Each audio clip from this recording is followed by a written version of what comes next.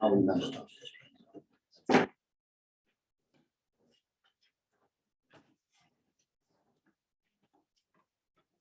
I will. I just want to make certain I have.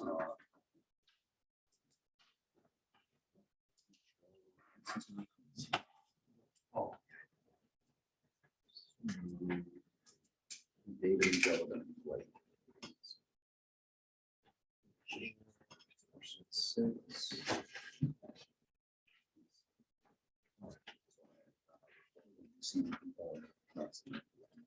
All right, I think we're ready. I'm going to call to order Woodstock's Planning and Zoning Commission for October 20th, 2022, and whatever time you have, Amy, we'll note it that we'll call that to order.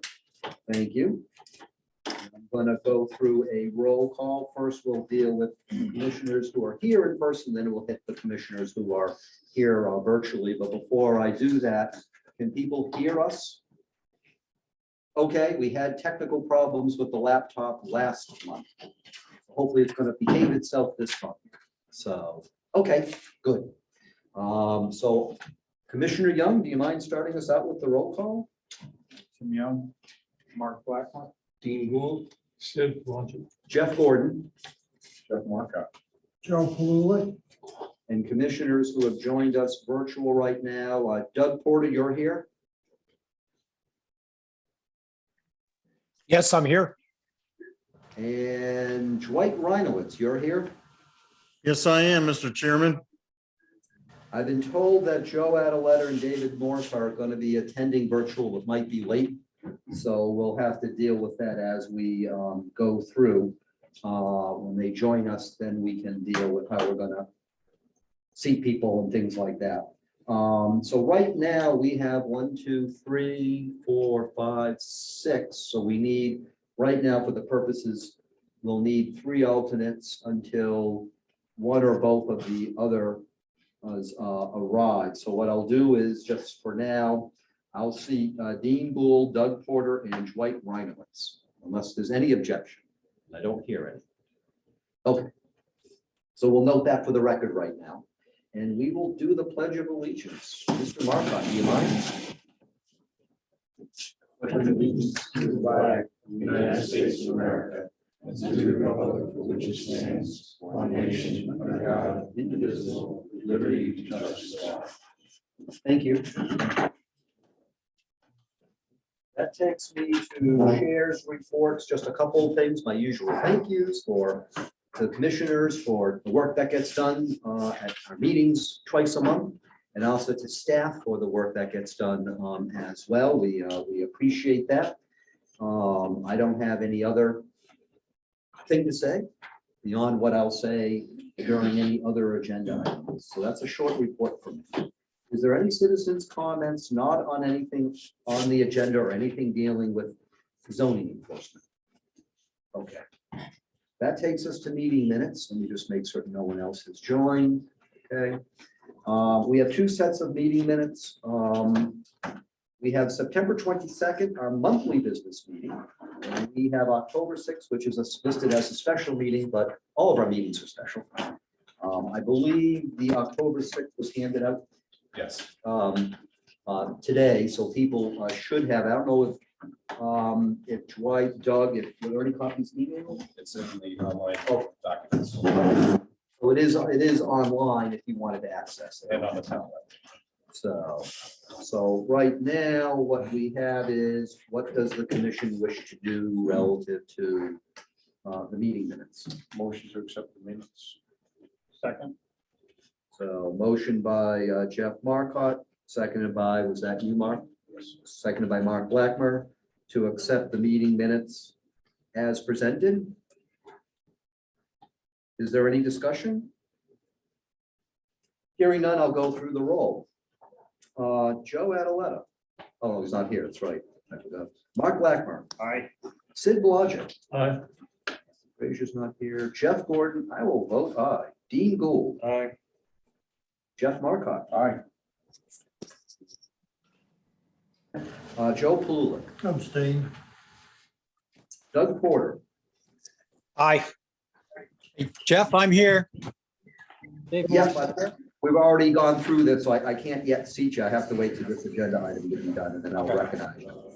Dwight Reinowitz Yeah, aye. and Tim Young. Aye. So that so passes. And I do have to state that once again, Amy, your record of having meeting minutes approved has been unbroken. One of these days, we'll have to find out how far you surpassed the previous record.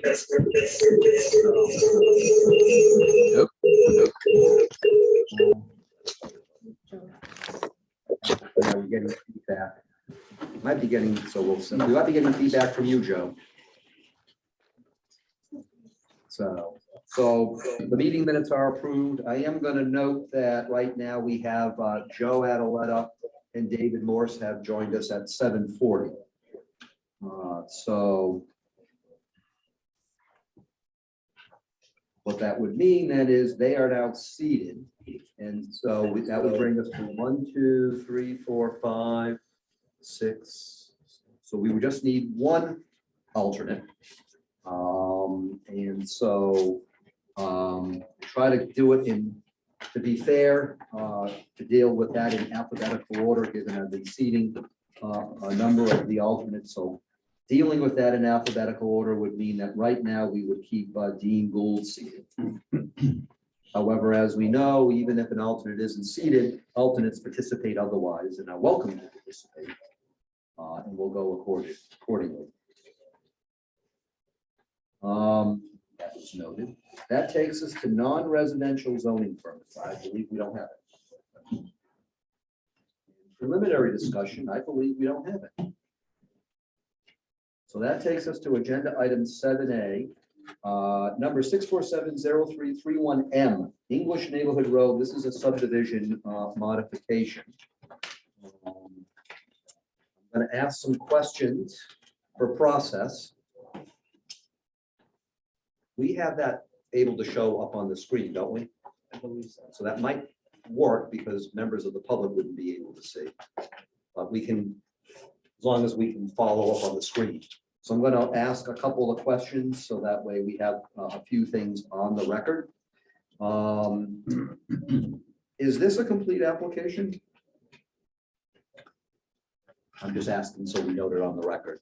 Do we know? I don't know who reviewed this. Did you review it, Delia? Did you review it, Dan? So I have this. I had a question of where this fee came from. I don't have this fee schedule that was $260. But otherwise, I have, I apologize, I didn't get a chance to review that, but I believe that's the right fee because it's just a modification. okay, It doesn't need the ES fee and it doesn't need the training fee, and it's not creating new lots. Okay.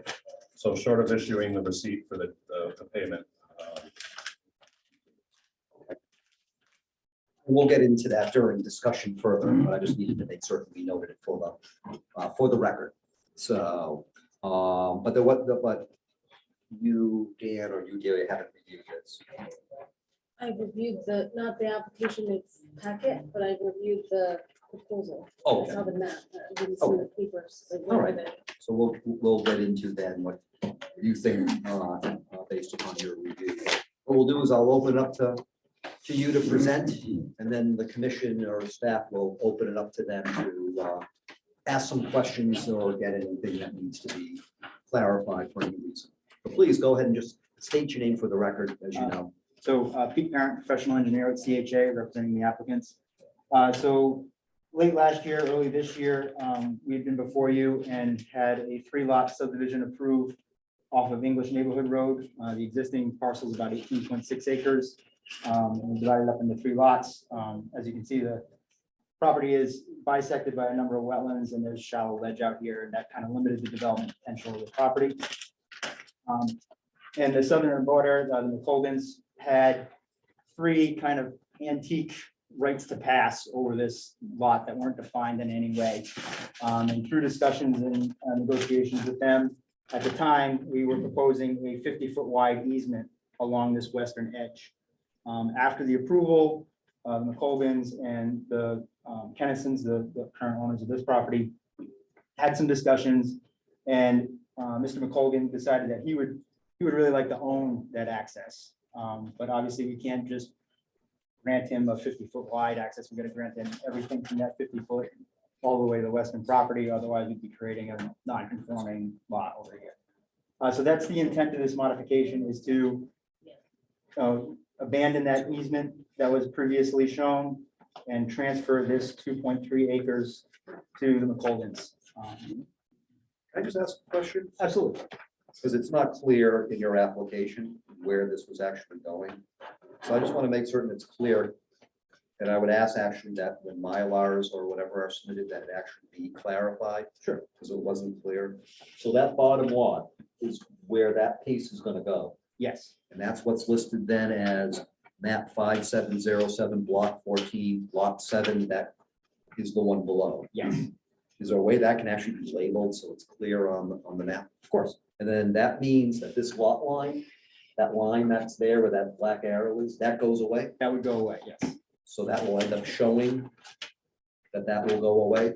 Yeah, we can certainly add a note here that that section of lot line is be abandoned or. Okay, because that way we actually have, or the town will have a map that actually shows that line disappears, so that part looks that it's just going straight in. So, thank you.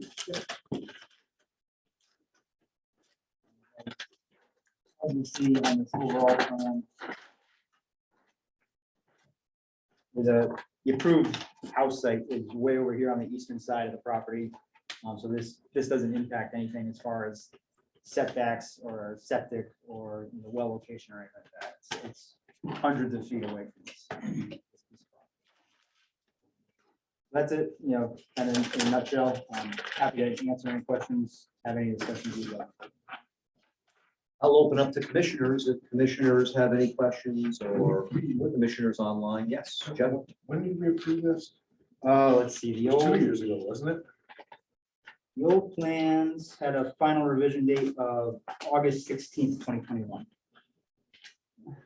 So it was, A year and a half. it was ago. during COVID, because we did it all virtual wise. And when you said last fall and the spring, I'm like, "God, I think it was longer than that." So my only question, just out of curiosity. And according to our regulations, this would have to follow all aspects of part 1 of chapter 4 of the zoning regulations, which it looks like it does. I'm assuming where it talks about a brief history of the parcel, the deed restrictions, covenants, easements, rights of ways, that type of stuff. You're just going to be referring to what's in the already approved subdivision, correct? Correct. Listed there. There's no Yes. new information. There's no new So information. even though some of that may not be in what you submitted, by reference, that's already in what we approved and nothing's changed. Correct. Okay, So you meant the subdivision rights, right? Not the I'm zoning. sorry, yes, subdivision regs. And then as far as part 2 requirements, doesn't look like there is anything because this is not creating a new lot or just taking up a piece and moving it into another existing lot. So it seemed to be pretty straightforward as far as what the regulations require. So, does anyone have anything else? Sid, yes. Does lot 7 currently have any road frontage? This is a 115 acre parcel. It does have road frontage on Brickyard Road, and then further down at English Neighborhood Road, it also has a section of frontage there. So And the parcel that you're proposing to create, is that a conforming lot? no, it would just be access to this property. It wouldn't be able to be divided and be a conforming lot, both from a dimensional standpoint and also it's basically ledge. Thank you. Yes, Delia, you had something? Yes, I just wanted to make it sure everyone understood that that could not be a lot with this process, because that would have to be a re-subdivision. And that's not what they're proposing, so that narrow strip of land is just to be joined, like broken off the front lot and merged onto the rear lot. It's not a separate property. Does anyone have anything else or any commissioners on Zoom. I want to make certain I'm not missing anybody. Jeff, Doug Yes, Porter. Doug? Yes, I have no difficulties with what they're proposing. I did struggle a little bit figuring out what was going on to start with. And I'm wondering if they could add into this sheet one, just some kind of a commentation, a notation saying we are, with this modification, we're removing a right of way and we're creating parcel A, which is going to be merged with the rear parcel. Then everyone who opens up this plan knows exactly what it's about. It says subdivision modification, but nowhere on here does it tell you what the modification is. You'd have to have the original plan and this plan together to be able to determine what was modified. And I agree, Doug, it was a little confusing to figure it out. That's why we, some questions. Yeah. So that could just be clarified. Yeah, absolutely. So that way, 20 years from now, none of us are on the commission, and for some reason something comes up on it, it's just clear in the record. Yeah, absolutely. We can add some notes and some Yeah, follow-ups. and that way it's just clear. So, okay. Thank Does you. anyone have anything else from the commission? What does the commission wish to do?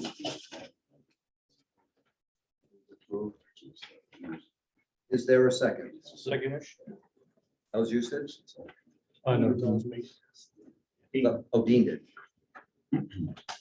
So motion by Tim Young, second by Dean Gould to approve. Is there any discussion? I'll just note for purposes of this motion, we did want to make certain we had the clarifications that Doug Porter mentioned and the two items that I had mentioned. So that way it's just clear, on there. Yes, absolutely. And then that way we'll go accordingly. Does anyone have anything else for this motion? So, okay, we'll go through the roll. I'll just ask if people in the audience, if you don't mind, just trying to keep your conversations down because it's interfering with our audio. Just want, if we can just, this is all being recorded and we need to make certain we can hear it. Sorry, but thanks. Joe Adaletta, you're here. Aye. Mark Blackman. Aye. Sid Blodgett. Aye. Oh, not here. Jeff Gordon. Aye. Dean Gould. Aye. Jeff Marcotte. Aye. David Morse. Aye. Joe Palula. Aye. And Timothy Young. Aye. That so passes. So you'll deal with whatever needs to be dealt with in the post-approval stuff. Absolutely. Thank you very much. So thank you for coming tonight. Let me just mark a few things here that I need to mark down.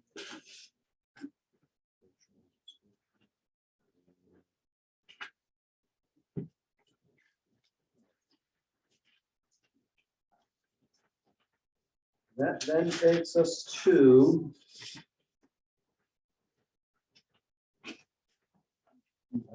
agenda item 8A. This is SP 6410625M. Jason and Jamie Bosley, 599 Route 169, Rusty Relic. This is a continuation of a public hearing. Before we continue on, Joe Palulik, welcome. Right, I'll have to recuse myself since I wasn't involved in the last. So we'll note that Joe Pulick is recused. So since I am going in alphabetical order, as far as seating alternates, we do need an additional alternate. So in alphabetical order, that would be Doug Porter being seated, unless there's an objection. We'll note that you're also seated for this agenda item. For that, there's a few things I have to note for the record here and some documents. First of all, the timeline, where we stand with this timeline. Based upon state law, the public hearing has to close on Saturday, the 29th. There's no more extensions we can grant beyond that date. So we can grant further extension, but really realistically, that would be to our meeting next, well, a meeting next week, if there were to be that. But for purposes of this meeting right now, that's as far as that can go. So that doesn't take into account any days we have after the public hearings close, within which to render a decision, which I believe is 65 days after the public hearing is closed, which puts that sometime into December. But just so that way we know for purposes of where our timeline is. This is all out of state law, so we have no control over that. We do have some new documents that I have to note for the record. Some of them were handed out tonight. We have a revised application with the second floor house plan and an email dated October 18th. We have a memo from Delia dated September 28th. Dan, I know as CEO, we wanted you to look into the compliance with existing conditions of the special permit that we previously approved. Is there a written document, or you're just going to present it during the meeting? I'll have to read from my notes tonight. Okay. Conducted that interview inspection this afternoon. Okay, so we'll just note for the record that we will be getting to that. Yep. But there's not a written document. So we do have communication from Doug Porter dated October 17th. And was there anything, Doug, that you were submitting that we needed to enter into the record? Yes, I submitted some pictures, 3 pictures to Delia to include as part of the record. Okay, so we'll note that. Delia, you have the pictures? No, I think we'll have to show them as we go through, but we just want to note that we have received pictures Yes. that were submitted by Doug Porter. And when did you receive those? This week. This week. So we'll note that. That way that way they're entered into the record.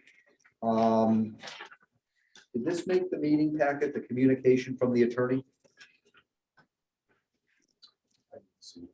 And I thought we were getting copies of that printed. Not sure if I Okay. received that.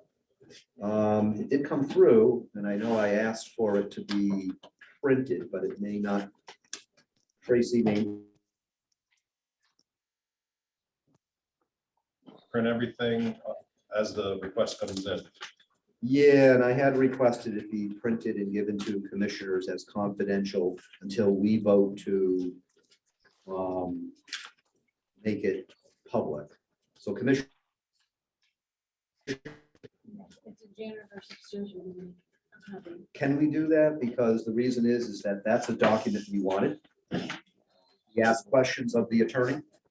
And I'm going to note it for the record that we have received communication from the attorney. However, we are going to need to vote to say that we want to make it public, just because technically it's privileged communication anytime it comes from the attorney. But if commissioners don't have a copy, we need to get a copy and somehow we can try to show it on the screen. I apologize that commissioners didn't get this. Okay, so, What's the date on that? I can, yeah, it's October 4th that the attorney, and it's Got not back to the us. Zoom document. It's, I don't know, is it on the documents. Zoom Well, document? it shouldn't be, it's confidential. It's confidential, so it should not be put up publicly until we vote that we want to make it so, but it is a communication answering a question we asked. And it actually is a series. There's October 4th, there's 2 emails, and then there's an October 3rd and then a September 27th. It's in a chain of emails. So it shouldn't be up there. No, this is my. Oh, okay, yeah, it shouldn't be up publicly, but what we can do is we can make copies, and then as far as people on, I can just email it to you guys or text it to you guys, the pictures. So we'll work on that. It's all of these, okay, if you don't mind. Thank you. Because technically, until we vote to make it public, it's embargoed. So, and the attorney knows that. So, so we will pivot back to that, and I'll get it out to, who do we have? We have Doug, Joe, Dwight on, right? And David. All right. So I'll snap pictures and text it to you guys so you can see it once we get it. So we're gonna have to hold on any further discussion on that. Jeff, could you, What? sorry about that. Delia will get a copy, and you should already be copied on that, Delia. Could you email it instead of texting? I could. Thank you. I could do that. Yep, but you should have it in your email. Oh, okay. All right, so we will pivot to that. So, and then we have Delia's email with Suzanne Cho from Design Professionals dated October 5th. So we have that. Are there any other documents I'm not aware of, Delia? I don't think so. Okay. Not sure. I don't think there's any other The documents. revised application form Yeah, I noted that. I noted that already. That and the we, floor plan. and I noted that already. I missed what you said. So you weren't paying attention to me? I was paying attention to lots of other things. Looking for the. Amy, file. I'll let you use your judgment how, if you want to put that in the minutes. We're in suspense waiting till next month to see what you write. So that's all right. Yes, we did note that. So while we're waiting to get that legal document out to commissioners, I just asked them that we hold on discussing it until you guys can see it, and then we will take a vote to make it public, and then Delia can show it up on the screen. So then what I'll do is, we have to hold on Dan giving any of his report. I'll go ahead and Delia, from a staff point of view, before I open it up to the applicants, is there anything from your perspective or anything additional as you've been reviewing this as our contracted planner, anything from your point of view that you wanted to bring up? I'm not sure if you want me to wait until this is brought up. You can get to that now. We have to bring up the pictures. So why don't you hold on that until we show the pictures? Okay. And then that way, if there's anything you want to discuss about it, that would be the best time. But do you have anything else relative to this right now? I don't think so. Okay. Well, I'll open up to the applicants. You're not required to say anything. If this is an opportunity, if you wish, we always appreciate you attending. So thank you for being here. Is there anything you wish to say at this time, or just? Okay, sounds fine. We will go accordingly. So I'm going to open it up to commissioners. What I will do is, because we have received some stuff from Doug Porter, I don't want to put you on the spot, but if you wanted to show your pictures, this way we can see them, that because we've already entered them into the record, and then anything you wish to discuss about them, and then anything, I guess, Delia, there's something you wanted to mention about them, then we can go accordingly with the rest of the stuff. But Delia's calling them up, Doug, so we'll try to get that shared on the screen, and then we can go accordingly. Are people on Zoom seeing what she has? I haven't shared it yet. Oh, okay. Now it's shared, they should be able to see it now. Delia has started sharing screen. You guys, people can see, Doug, you can see the pictures? Correct. Okay, if you want to go ahead, Doug. Yes, you submit and- them, so please. Also, as part of, I would assume it would be part of the record. And one of the reasons I do this is so that it is a written part of the record. I did send an email to Delia with these images. And so if you don't mind, since it's not, as no one's seeing it right now, I'd just like to read the email, if that makes sense to you, Mr. Chairman. Well, we can show the email up on the screen. Which email is that? The October 17th email? Let's see, Guy, I'm not sure if I have the date on it. 'Cause that's It's, the you know- one we entered into the record. I asked, it started with, I asked Delia if there was going to be a revised application signed by the owner reflecting the change, which we have tonight, we have received in the package today. And then, Delia responded to say, yes, there was. And then I responded back to Delia with great. And right now the applicant is advertising on Facebook. Is that part of your record? Yes, so what's in the record? Yes, so we have that. I listed it as October 17th because the last email begins with great. and then Okay, gets into right now. And so that's what we entered into the record. Yes, and what I'm looking for is just so that clarification from the applicant of, in their Facebook posting, they're talking about 6,500 feet of Amish furniture being displayed. And I'm curious where the 6,500 square feet comes from, since the application that we have in front of us is for significantly less space. They also, and I'm just going to read the part of the email, they advertise live music every Saturday on the green. The original permit did not include live music in it. And I think, again, that should be addressed by the applicant if they want to continue the practice of having live music. And then I went on to say the October 13th Facebook post includes a picture of the house entirely lit up with Christmas lights outlining the roof and the porch line.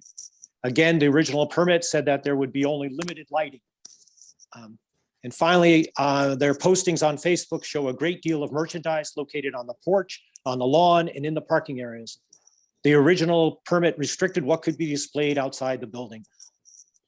And these are concerns that I have and ask that those be addressed by the applicant as part of our public hearing. And I think, Do you want to go through each one, Doug? no, I'm putting them out there for the applicant to respond because there are things that are posted out on their website. And I just think it's more appropriate for the applicant to respond to those than it is for me. Okay, well, what I'll do is then I'll just go through each one in order then and ask the applicant then. Thank you.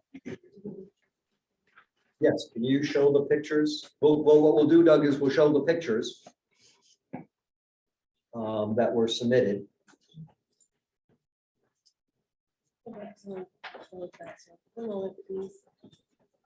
That way we can all see the pictures again.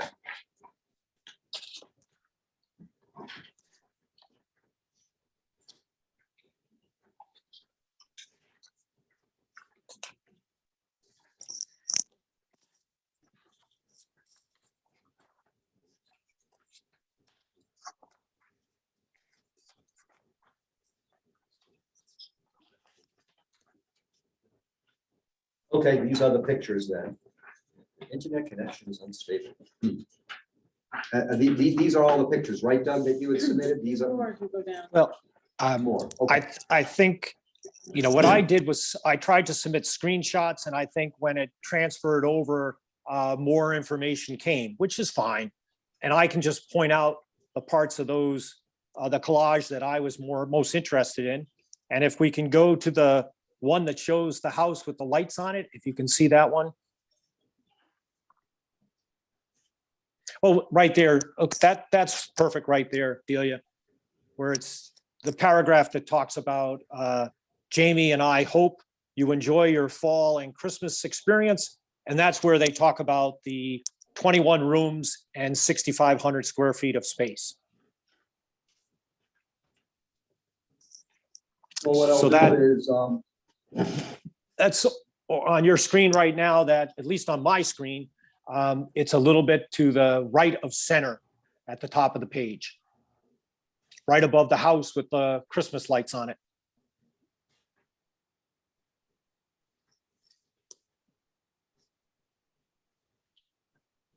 okay, so what we'll do then, Doug, is I'll just go through each one of those paragraphs. It's probably easier to ask each one.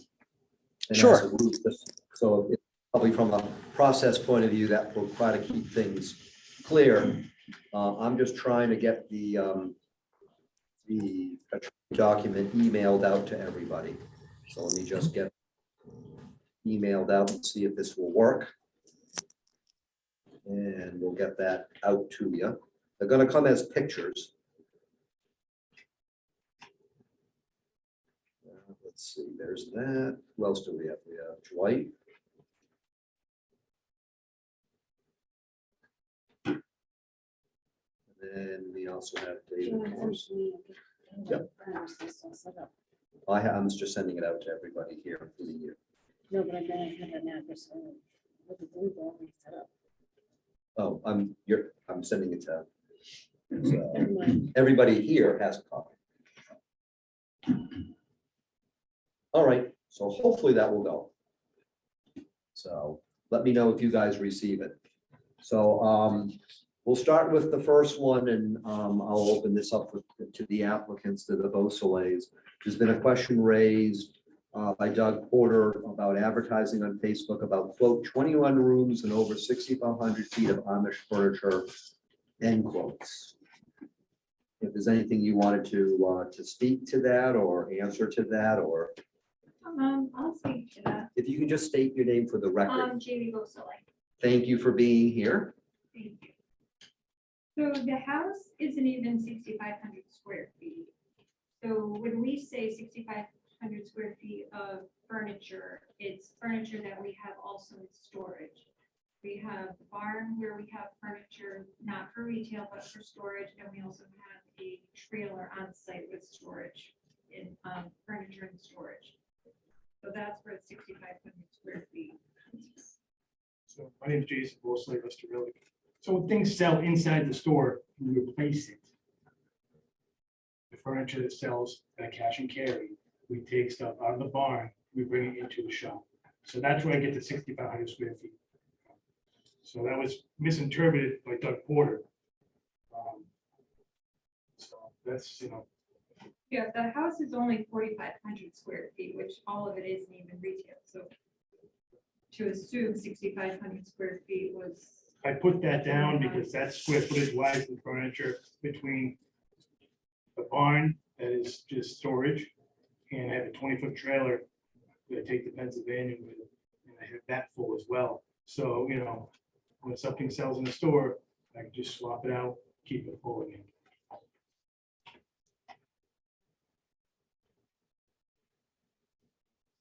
Okay, thank you for explaining that. Is there anything further on that? Or Doug, did you have anything further on that item? Well, that's great. I appreciate the comments from the applicant. If you look at what's posted, at least on my screen right now, at the top of the page, it says we have 21 rooms and 6,500 square feet of retail space here. And I just wanted to be clear, as the applicant has mentioned right now, that includes the part of the barn and includes his trailer, which is fine. That's storage and that's expected. It's just that the way it's presented here, it talks about retail space of 6,500 square feet. And the application that we have in front of us does not include 6,500 square feet of space, of retail space. And that's okay. I just want it to be clear on the record. And I think the applicant has made that clear that includes the storage space he has in the barn and also some space he has in the trailer, which is fine. Okay, well, thank you, Doug. Still trying to see if this will let me email stuff. Dio is also going to try to email the attorney document out. So hopefully you guys, I think it went. So hopefully, let me know, Doug and the rest of you, if you received the what hopefully went out by email. Did you get it, Delia? Yes, Delia also sent it in case my email didn't make it, but it did say it went. So hopefully you guys will be able to see a copy of that attorney document. So the next one is the second paragraph, Doug, that talks about advertising, quote, live music every Saturday on the green, end quote, relative to the original permit. I'll open it up to the Beausoleils as the applicants. Anything that you wish to reply to that or speak to that? Yeah, so we have, 1, 2 people 6 times a year play outside on the porch. I say on the green, I don't mean on Woodstock Academy. I mean on their lawn, which, is private property. It's pretty much as people walk through the walkway, they just listen to music. It's just a nice ambiance for our school. It's acoustic, maybe with a small speaker. At the end of the day, I didn't realize that I wasn't permitted for it. I didn't see a regulation. I didn't mean any disrespect at the end of the day. So we just, this is the last time this year. There's no more outside music. So, maybe in the future we can come again and get approved for something like that. I do work with the Pink House as far as when they have weddings. I don't play, communication with each other, so that's why. Doug, did you have anything additional? I have something about that I'll speak to, but as a commissioner, but I didn't know if there was anything. I'm trying not to be difficult, and I'm not trying to be anti-business. But special permits are unique, and the only thing that's allowed on a property is what's reflected in the special permit. So that if an applicant would like to do other things, they need to make sure that that's included in their permit or in their permit modification, so that it's clear not only for us, but for the future, because that special permit goes with the land, so that it's clear exactly what was approved. And my suggestion, and I'll leave it to you, Jeff, in terms, if the applicant would like to have live music in the future, then that should be part of their application. And I'm not saying whether we'll approve it or not, but right now, it's not approved because it's not part of the application, and therefore they're in non-compliance with their special permit. So I'm just trying to get to the point where we can address the issues so that the applicant continue to run their business and be in compliance with their permit. So I just wanted, so one of the questions I have is if, let's say, for anybody who has a special permit, if they're by extension or any other permit, we do have other places that have permits that may not be special permits that are actually doing concerts and parking for them and things like that. So I guess by extension, that wouldn't be allowed unless it's in the permit or they pull an event permit or something like that. Would seem to be, is that the thinking, Doug, that we would need to have this in the permits, even for other businesses that are currently doing it? I'm not talking about other businesses right at the moment. I'm talking about the application that's in front of us. And I just, again, I'm just presenting it to the applicant. If he would like, or they would like to continue to have this music, which appears that it's well received and it's not, doesn't seem to be creating issues with the neighbors. They just need to incorporate that in either this current application or a future application. But until that's approved by the commission, it cannot happen. It cannot continue, because then that's a violation of the permit that we have in place. So I'm getting back to what I'm stating. If we were to do that for this application, we would need to be consistent. So it means if there's other businesses or entities doing concerts and they don't technically have a permit for that, that would become a matter for the zoning enforcement officer. I'm not singling any business out. I'm just saying, we just want to make certain we're aware of whatever we're doing, we need to be consistent all around. And there are other places doing it. So we just need to note that however we decide, we just want to make certain we're doing it in a consistent manner all around. That's my point. And I agree with you totally, Jeff. That's what we need to do, is make sure we have consistency. And I think if I remember correctly, with the mansion on the hill, not the mansion on the hill, the mansion At Bald Hill. at Bald Hill, we did have a discussion about outside music and live music. And actually, I think we ended up in court over that. So I think that has been an issue that we have addressed in prior applications. And I think it's an issue that we need to be focused on going forward, because it can make a very big impact on the local neighbors. And I actually think it also came in with the academy and their soccer fields when there were concerns expressed about noise from their speakers during the games, and the people on the hill were negatively impacted by that. So yes, I think we should continue this should be consistent across all the functions, but particularly with special permits, because special permits do fall under, they're quote, special.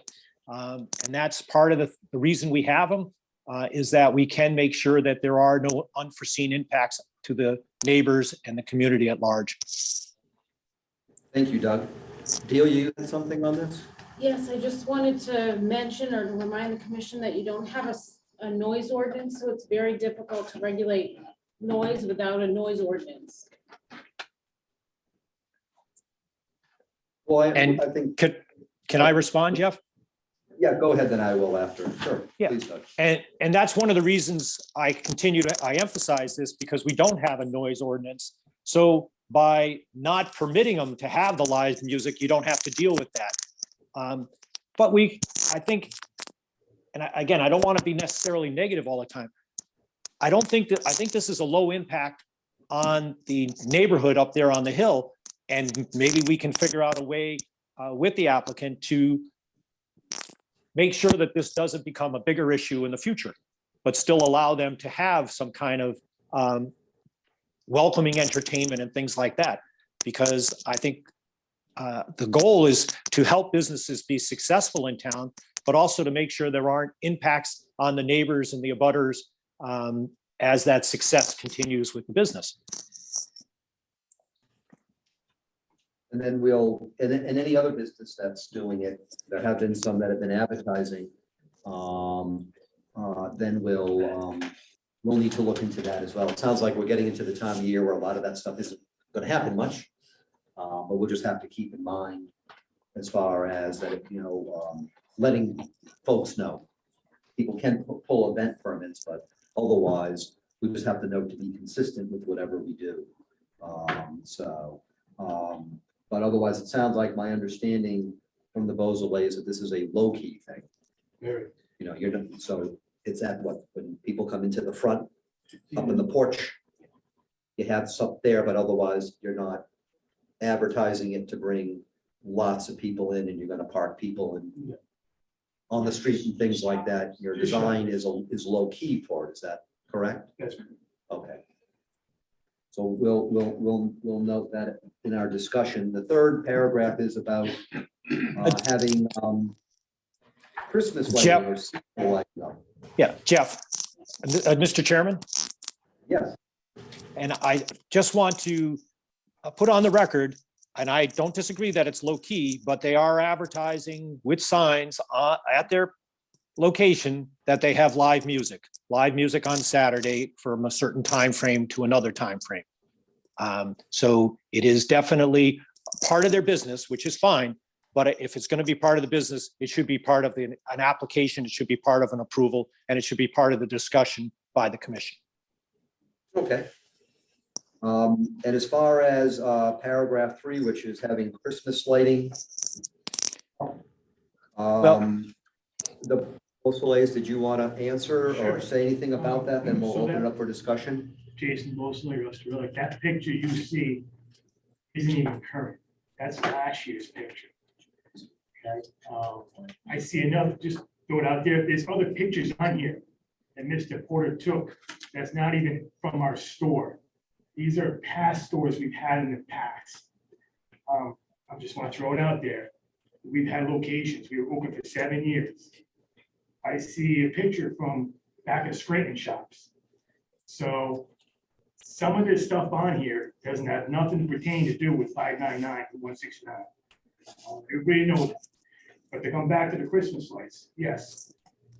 From November to end of January last year, I had a professional come up. I don't own the lights. He hooks them up. Everything gets done. You gotta remember, because of the situation of light pollution, the customers are elderly. They come out of the store at 5 o'clock, sometimes 5:30. It's pitch dark. I have a 100-foot walk from the end of my the ramp to the parking lot. There's flashlights. You know what I mean? So this works out perfect. It lights up the place. It's the holidays. It's Christmas. You know what I mean? They get taken down. So that's all I have to say.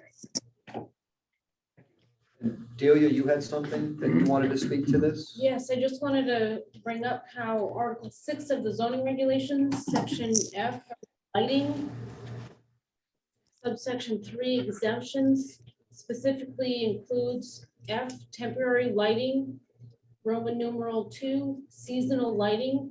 So that's exempting temporary seasonal lighting, which I think Christmas lights fall under that category. So if they're exempted, then they are not regulated. Doug, did you have your hand up that you wanted to speak further on this one? Yes, please. And I totally agree with Delia, and I also agree with the applicant in terms of seasonal lighting. And that's, again, I'm trying to make sure that we are consistent with all of our applications that are presented. We've given a lot of local businesses a great deal of difficulty related to lit signs, which is prohibited in our regulations.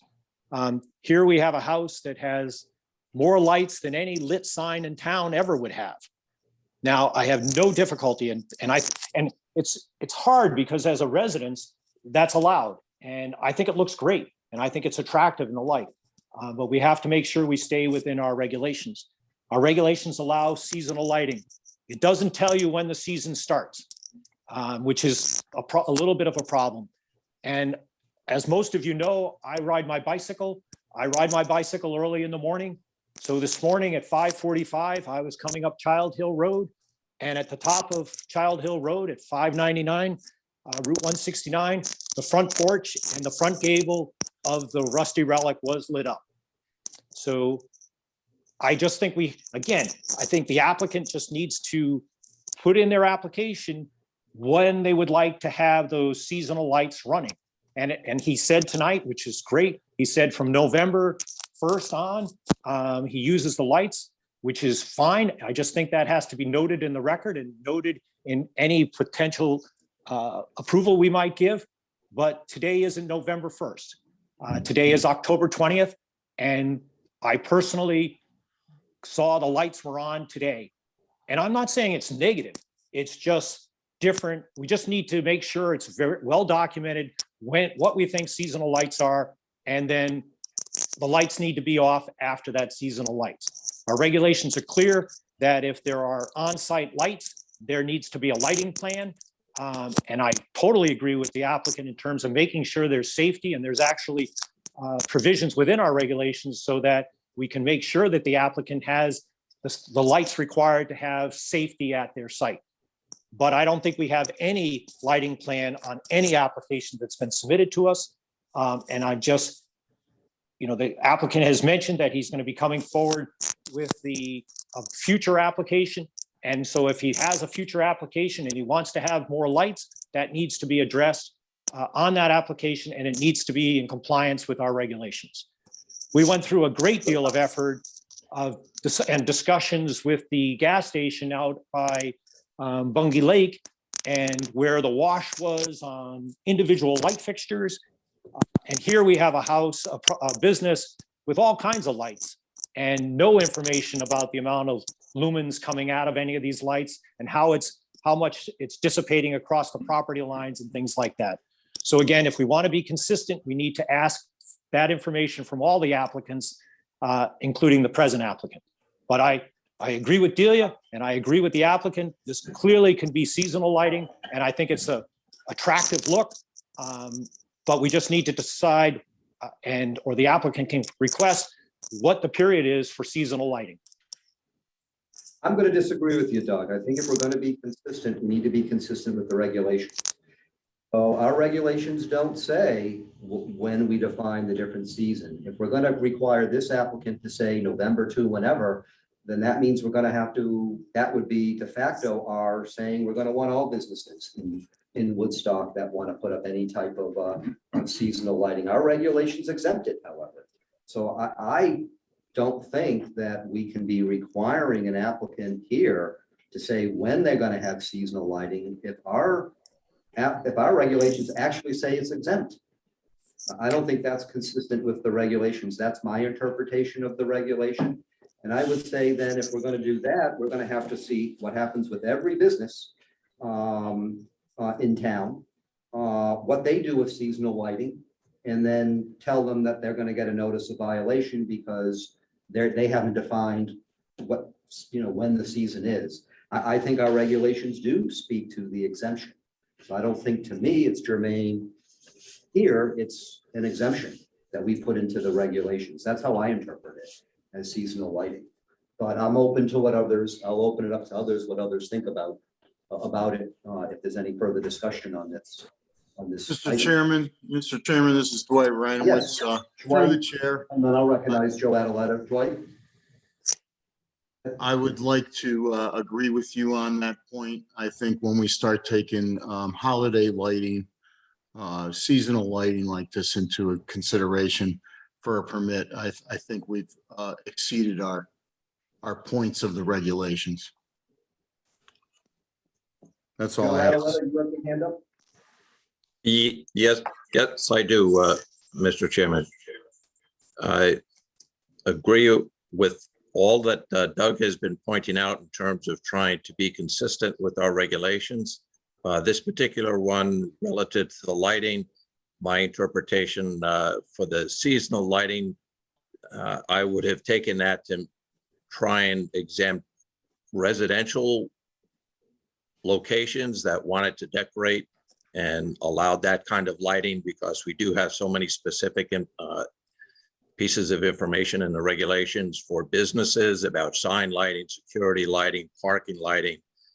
So the holiday seasonal, I took it when we were developing the regulations, is mostly residential lighting. That being said, I think Doug's point of just identifying the fact in a special permit, which again goes much longer than any residential kind of permit, is just a piece of information that should be on a special permit that an applicant is applying for.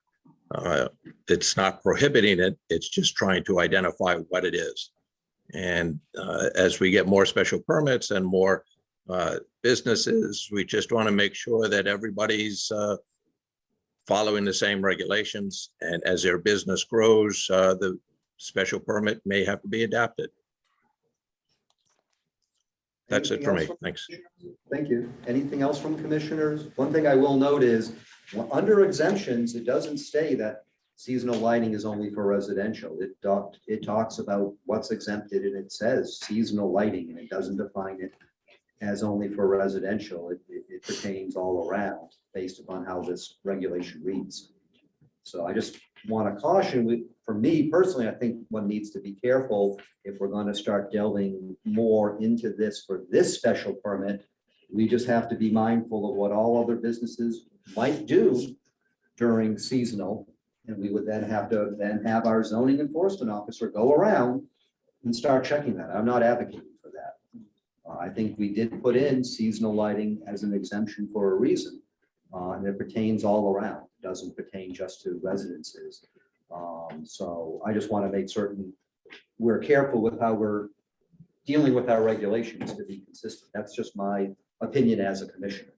But I'll open it up to others. Delia, then David. But Delia?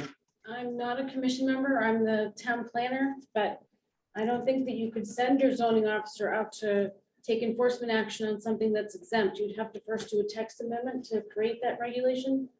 And then moving forward, the zoning officer could take action. David Morris, you have your hand up virtually.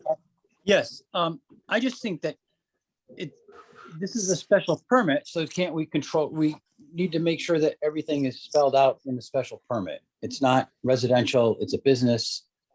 I just think I'm tending to agree more with Doug on this, and that we should, I think it looks great, but I just think we need to be, as we go forward and more businesses come to town, we just make sure everything is the same, and that we have an idea what's going on with as the businesses grow. That's it. Thanks, David. One thing that I'm concerned about is that opens up to liability. If we have an exemption, and we start saying we're going to want to have as part of a special permit, or even a non-residential zoning permit, that we're going to start putting any restrictions or require that as part of the permit. That's contrary to what the regulations say. And I think it comes to be concerning that we would potentially invoke something that's contrary to the regulations. An applicant could potentially appeal. And we'd have to see how that would then play out in court. I would hate to see that.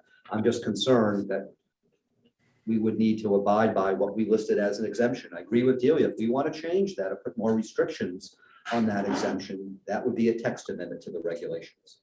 And then we would follow it. That's just my thought. But had your hand up and then I'll recognize Sid. I concur with there's a lot of people that could go non-compliant And there is a liability if we enforce on or make this a condition of this application, that we do have to be consistent with everybody who is maintaining an existing practice that doesn't have lighting defined in their original permit approval. It'd be very difficult with that waiver, not defining commercial use of seasonal lighting. And ultimately, I think I just wouldn't want to see it get turned around on us. Thank you. Sid, you had your hand up? As Dan alluded to, there's some vagueness in what seasonal lighting is. The applicants clearly, according to what they said, put it up in November, took it down. To me, that qualifies as seasonal. If by chance they or some future owner leaves it up year round, I think at that point they're in violation. Even though the regs may not say it, clearly their intent is not to celebrate 12 months out of the year. So I think it kind of falls on to either these applicants or other applicants' practice.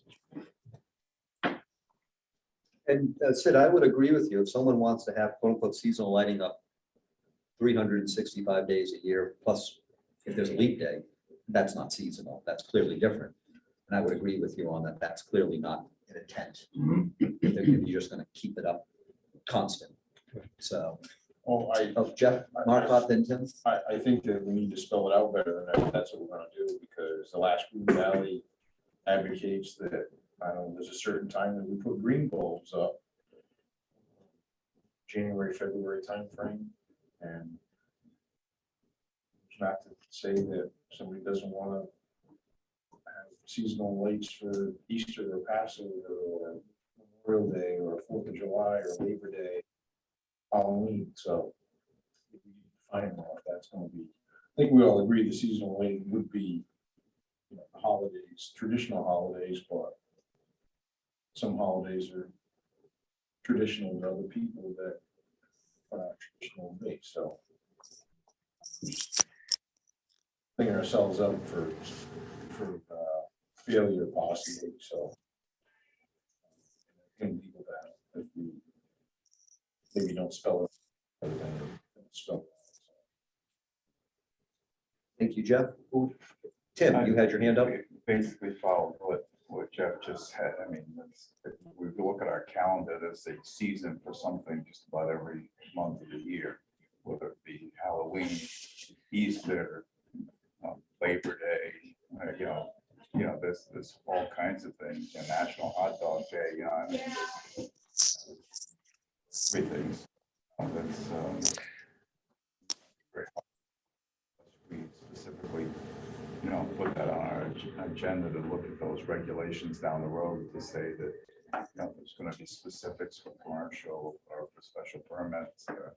And that there's going to be a proper visitation with a lawyer to say that, well, these people got a special permit before those regulations went into place. So are they grandfathered in? So I can see this to be a huge can of worms if we start defining something we haven't got regulations to define at this time. And one thing to keep in mind, when we're talking about seasonal lighting, we overall exempt single-family residential uses across the board from the lighting regs. So we're not talking about what's the street that they have that phenomenal display every year. It's off of the next. We're not talking about that because our lighting regulations here are not getting into anything about single-family residential uses or agricultural uses. We exempt those outright relative to our lighting regs. And when we created these were more for the non-residential, non-ag type entities. But I agree with what Jeff and what Tim said. If we're going to want to better define what seasonal is, we would have to do that through the regulations to better define how we would wish to do that. I think to do that each time we get an application, otherwise our regulations say seasonal. And I think if we're going to do that application to application, we have to be very consistent and know exactly what we allowed and didn't allow in each application. And that really then begs, you have to change the regulations to be consistent. And do we feel we need to change the regulations? If we say yes, then we'd have to go through a process. If we say no, And there is no process otherwise. But that, to me, would really be how to do it. I think, to me, it's putting the cart before the horse to say we're going to do it with one application and then try to be consistent with every application moving forward. The cart is actually the, the horse that's leading it all is really the regulations. That drives how we're consistent in any one zoning district, which is, in this case, it's the community district that we're talking about, that this is in. So that's where I'm coming from based upon the way the regulations read, not relative to anything else. Is there anything did I miss anybody? Doug, you wanted to speak again on this? Yes, please. The applicant may find this hard to believe, but I actually am suggesting this to protect the applicant, because I totally agree with what you're saying, Jeff, and what Delia's saying and the others in terms of there is no clear definition of seasonal. So there's a question of what is seasonal. And the problem's going to become for the applicant when someone files a complaint with the zoning officer that they think the lights are not seasonal. And then we're going to have, and because the regulations are not very well defined, you're probably going to end up in court to decide what is a seasonal lights and then the like. And it may not be us. It's going to be someone who brings a complaint, and then either the town and the applicant will have to respond. And my thoughts were to the applicant is, and I suggest this to lots of people, if you know you're going to have lights on for a certain length of time, put that into your permit, and then nobody can argue with you to say that it's seasonal or not. You've said that you want to have the lights, the seasonal lights that you think make a difference on your property from November 1st, from October 1st, to whatever time period you think works. Then that's part of the approved record. Then nobody can challenge it in the future whether they think seasonal is a different time frame than what you do. If the applicant doesn't feel comfortable with that, I think our regulations are ambiguous and we really can't change that right now. But my suggestion to the applicant is to get that in writing to us if it works with them. And maybe they don't do it now, they can do it in their future when they come back with their barn application. But I always find it's better to be ahead of the game and say, okay, this is what I thought I was going to do with my property, and the commission approved it and it's part of my special permit. Nobody can challenge you going forward in the future with that. Now it is ambiguous, and there is a chance that someone could January 2nd say, well, I don't think that those Christmas lights are seasonal anymore. That's all. And I just wanted to bring it up, as I mentioned in my email to Delia. I just think that these are things that the commission should bring up as part of the public discussion, which is what we're having right now is a public hearing. And that information should have everyone's input during the public hearing. So when it comes time to deliberate, all the options have been talked about. Well, thank you, Doug. I'm going to disagree. I don't think we should be asking the applicant here to define seasonal lighting, because again, it says it's exempt. And I don't see what authority we would then have to ask. So I know this is being brought up for discussion. I would then like to note that if we're bringing this up for discussion about seasonal lighting, I'm assuming it's going to come up every time there's a special permit or a business permit. So if we're going to be consistent in discussions about it. So I just want to raise that, on the record. But again, to me, it's exempt. I'll defer again to our zoning enforcement officer, who would have to, quote unquote, enforce the regulations if there were to be a complaint. But do you see that this is or not exempt? I don't want to put you on the spot, but you're our zoning enforcement officer. Our regulations do not define seasonal lighting in our definition section. And they don't define seasonal lighting in this lighting section between residential or commercial, or what that season may be. Were to receive a complaint about this type of lighting, I would refer to my zoning regulations and have great difficulty doing anything but giving the host away as a courtesy call. I would have any jurisdiction for enforcement. It is my read. We could get further definitions, but I think probably an issue for all towns to define the season is legal. One thing I do want to note, when he talks about definitions, we actually have wording, I believe, in here that talks about, let me see if yeah, it talks about that, common usage, and that we give various references as far as if, if something isn't necessarily defined, how one would otherwise define it. But again, I think for the purposes of this application, it's been raised during public hearing. So we certainly, that's something the commission will need to think about what it wants to do when we're out of public hearing and we have to make decisions on this. It is noted for the discussion. Do we have any further discussion on this from commissioners? We do have the fourth item here, Doug, that talks about postings on Facebook showing a great deal of merchandise located on the porch, on the lawn, and in the parking area, and referencing the original permit restricted what could be displayed outside the building. Those pictures that you had shown about that, are there any specific pictures relative to that, or? Jeff, I think the best picture is the screen is shown on the screen is the one all the way to the left. It looks like they're giant ornaments or bells displayed outside. And and there's several other pictures on their websites. Again, I just wanted to bring it up during the public hearing because I think it's going to be something that will be discussed in our deliberations, is that our application right now, our permit right now does not, limits a great deal what can be displayed outside.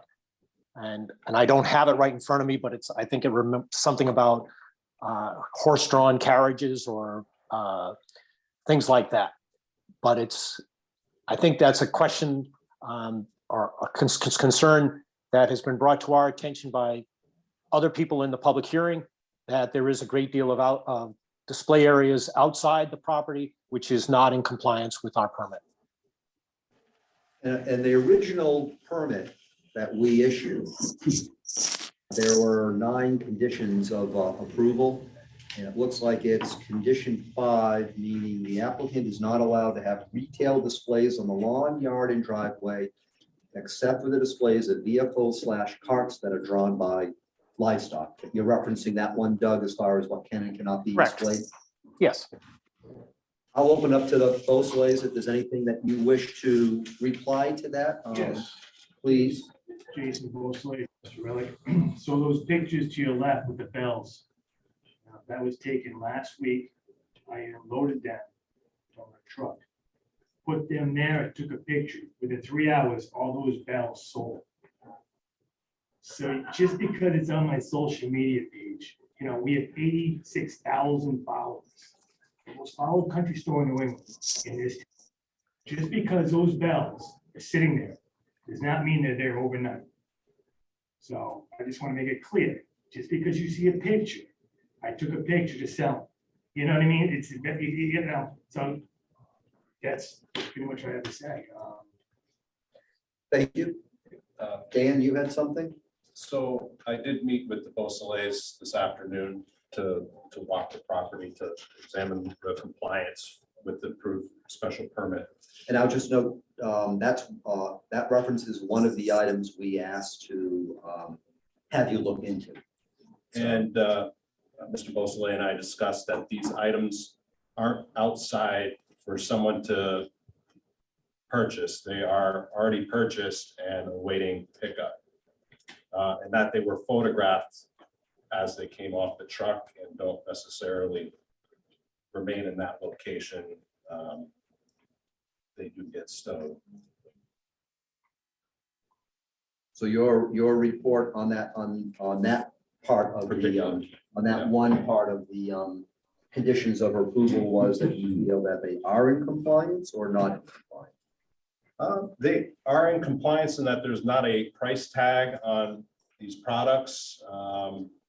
There were some bird houses outside that may be for sale, but related to the bells, it was my understanding that that picture was taken as they were unloaded, as Mr. Beausoleil said, and that They have been purchased and are awaiting pickup. The ones that are outside as of today. Okay, so that's part of then, we'll get into more about Yep. your report on the other conditions, but on that item, that's what, from your point of view, that's your report to us. On that, Okay. Is there anything additional on that? I want to make sure I didn't miss anybody, including on the screen where I don't want to miss hands being up. Okay. Since we do have our CEO has already discussed one of the items for compliance, and we do have to go through, I'm going to go through the action items that we wanted to, that we voted to get done, and I'll go through them to make certain we get them into the record for public hearing. But since you've already started to talk about your review, it's a good segue to discuss the rest of your stuff. I know we wanted to talk about the various conditions. Yep. If you wanted to discuss each one other than the one that we just discussed, yes. then that way the commission can hear from you with regards to what your review and report is to us. Jeff, Outside Jeff. of the condition, 1 second, Joe. Adelanto. yeah, I put my hand up probably a little too late, but Yeah, if I can showing, take a so that's moment why. to clarify something. Yes, please go ahead. Okay. My understanding is the comment about not having anything outside of the horse-drawn sleighs or carriages on the lawn, and the fact that the bells were just unloaded. I don't think the bells were the only thought, and I just want to make it clear in my mind, is the applicant stating that there is nothing on the porch, yard, or around the barn that is there for only for pickup, or is there only the sleigh and carriages on the property? Dan, as CEO, you wanted to speak to that, and then I'm happy to ask the applicants. so I did note barrels, but those barrels serve as bollards for discrete chain link that follows their stone dust path to their front door. And it guides their customers to the front of the building where the entryway isn't really clear otherwise. But the barrels are not for sale, and they appear to be in use as bollards.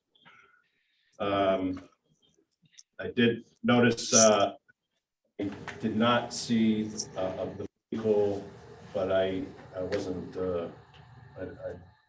it slipped my vision if it's there. But I would ask the Beausoleils probably to respond to anything related to the non-livestock.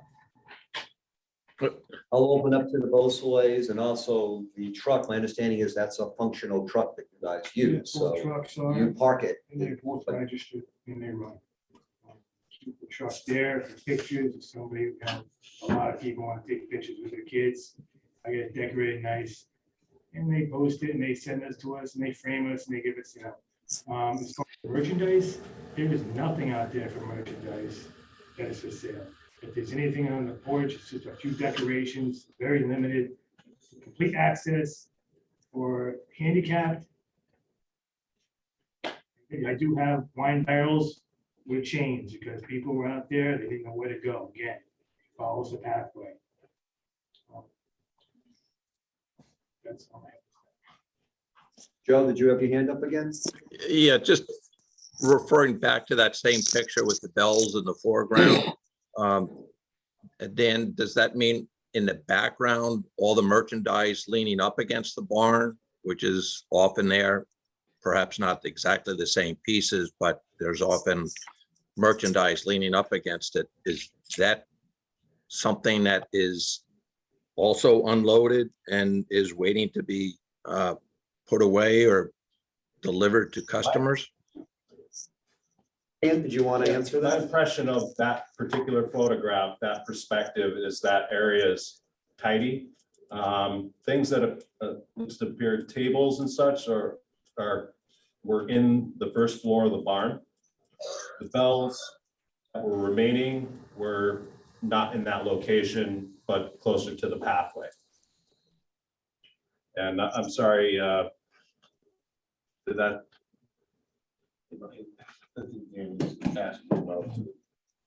My impression is that the barn in this photograph was unloaded that day, probably. I can ask the Beausoleils to answer that since you're the ones that have. Yeah, if you don't mind, just speak louder so we Okay. can make certain we can pick it up in the. Jason in the- Bosley, Rusty Rally. I just wanted to point out a couple things. So again, these bells are gone. Here are the barrels, okay? This picture, Now, I just want to note for people on, you're referring to the pictures that are in the bottom, the third row from the left. so There's this, 3 pictures on the bottom that he's referring to. this is a horse-drawn carriage, which I am approved for. The wine barrels. Can you just speak louder, please? so Yep, we these can are pick it up? wine barrels, okay, with a chain link. That people follow the pathway, okay? Again, this was during Christmas time, that's why that's illuminated, okay? That's not. Now, this picture is from the back of Scranton Shops 3 years ago. So I want to make that clear. This is inside the store, I really can't see because. I'm sorry, it's not, I don't know how to make it That's clear. okay. That's all right. So anyway, this, I just wanted to point out a couple of things, that's all. Okay. Anything further from commissioners? I want to make certain I didn't miss. Otherwise, we can have our ZEO go through his report because we asked the zoning enforcement officer to give a report relative to the conditions of approval, of which there are 9. If you wanted to go through them, and then we can hear what you have to say about it. We've already heard about condition 5. This is not a condition, but it's related to, the property is no longer mixed use. It's entirely commercial.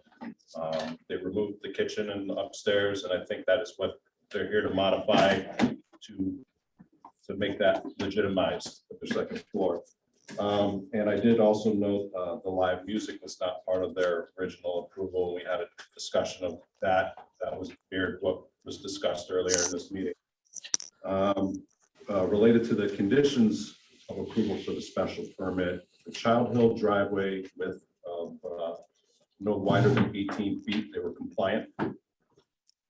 The driveway curb cut onto Route 169 closed and plantings and bushes planted in that location, and they're compliant with that condition. I was not able to research condition 3 regarding all required signatures and seals on the plans we provided, but that is simple enough. I'm able to dive into the folder. So that item is pending. Pending. The erosion and sediment control bond is still active in the town for $12,000 related to the rain garden, which is to be built. The Beausoleils have been having trouble finding an appropriate contractor to work on that, but the town still does retain their erosion and sediment on which that rain garden is related or was a condition of approval. Approval, condition 5, we've covered, bring outdoor retail displays and the vehicles and parts. Number 6, the applicants were required to contact the Office of the State Archaeologist. I did not research that in depth, but Mr. Beausoleil and I had a discussion that that work was done. If you could. That was correct. If you could, Jason Bosley, Rusty Relic, that was correct. Tina LaJoy, I contacted somebody, she talked to him, they put all signed, there's documents in there. That is done. Delia, did you have something? I think that's in the original application file. Okay. Condition number 7, parking spaces are limited to 15. Now it's a stone dust driveway and parking lot. The spaces are not individually marked. But when I was on site, there was no more than 5 to 8 customer vehicles in the parking lot at that time. There was no parking on the grass, and it appeared pretty smooth, and that 15 was probably their maximum capacity if you were to line every spot. One item that they are not in compliance, but they're seeking to be so with this modification are the 2 dumpsters present. And they might also need to be involved with the historic commission to legitimize those, but they are screened by healthy full-size arborvitaes. And it's kind of one tiny angle of perspective where you can actually see them from the roadway. It's very brief. But I think they, as a commercial operation, need some dumpster, and that a dumpster prohibition is unrealistic. Hence why they're here to modify that aspect. And the last condition, number 9, the driveway apron, no more than 40 foot length on childhood is allowed. The driveway apron isn't even close to 40 foot width. It's very negligible. It might be 1 car at a time can fit through there. That's correct. So you're saying they're compliant with that condition? Yes. I believe that's all the condition. Okay. I'll open up if any commissioners have any discussion items on what Dan went through. Although we've already discussed condition 5, but okay. I also want to know, I did get to walk the entirety of the interior of both the barn and the building with Mr. Beausoleil. And that I can confirm that the first floor of the barn is entirely storage and there isn't customer access. As things are purchased, they go out of storage and into the building, or if they've been purchased, otherwise they come out of that barn. The barn needs a lot of work. And I think the reason why the Beausoleils, part of the reason why the Beausoleils were here to increase their square footage of retail space in that barn is because they will need that to justify the expense that will go into preserving this barn. I don't know if you'd like to speak to that, but also that the second floor was not in use. The second floor of the barn was not in use at all for storage. So I'm just going to, before we ask the Beausoleils, my understanding then of this application as it stands now is you're asking for the change of use for the second floor to be retail. You're currently using it for retail. You're asking for us to permit that. You're asking for 1 dumpster. It says here, and add a garbage dumpster. So you're looking to add in a dumpster. That's here. And then it's a garbage dumpster and a recycle dumpster. 1 dumpster's garbage, 1's recycle. And then as far as the barn, this currently now your revised application is you're not looking for the barn to be used for retail. Is that correct? At this time? At this time. And then as far as the additional parking that had been proposed, that additional parking is not now part of what you're looking for. Is that correct? That's correct. So the only things now you're looking for are the second floor of the house for retail and a garbage dumpster and a recycle dumpster. Is that correct? That's correct. And the parking that you have now that was approved, that's the parking you're going with. You're not looking to expand that That's correct. as it pertains to this at this time. Yeah. Okay, I just wanted to make certain that was clear, and I think that's what you were getting to, Dan. Yeah. So that way it's just clear on the record what the current application is at this time. Let me just make certain I'm not missing anyone who might want their hand up here from the commission. The other items we wanted was we had a motion to get legal clarification about what process we're going to follow relative to the Historic District Commission. This is currently right now a privileged document. Did Doug and Joe and you guys, did you get the emails that went out with showing the copy? Did you get them? I did. Okay. So right now, and we have copies here. So we're not going to show it on the screen yet.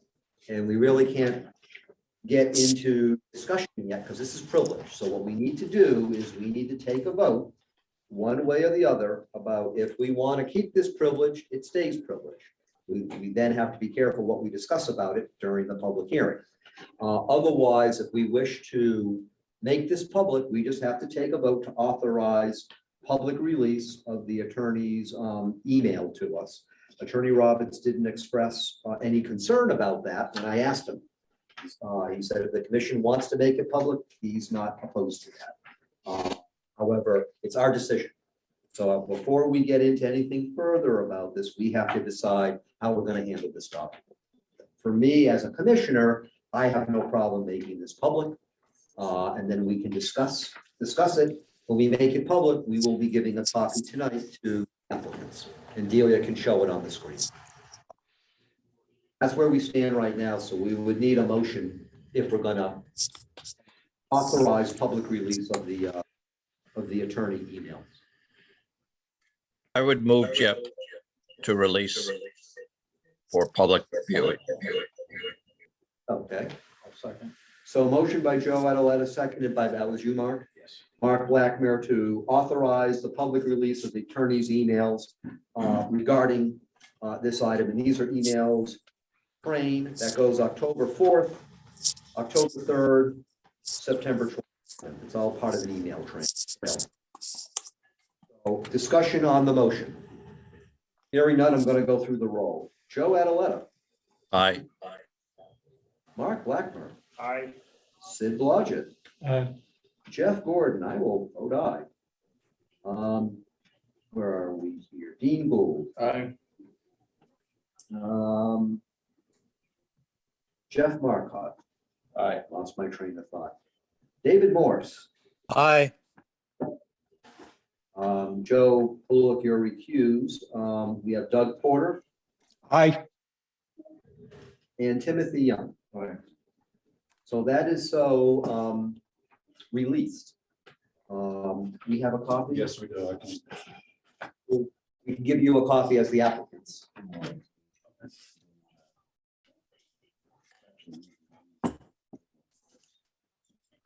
I know you're getting this for the first time tonight, but we couldn't give it to you until we authorized release. So certainly you can read it. Have any questions? We can put it up on the screen, Delia, when you find it, unless you just want to show the Google logo, which is colorful.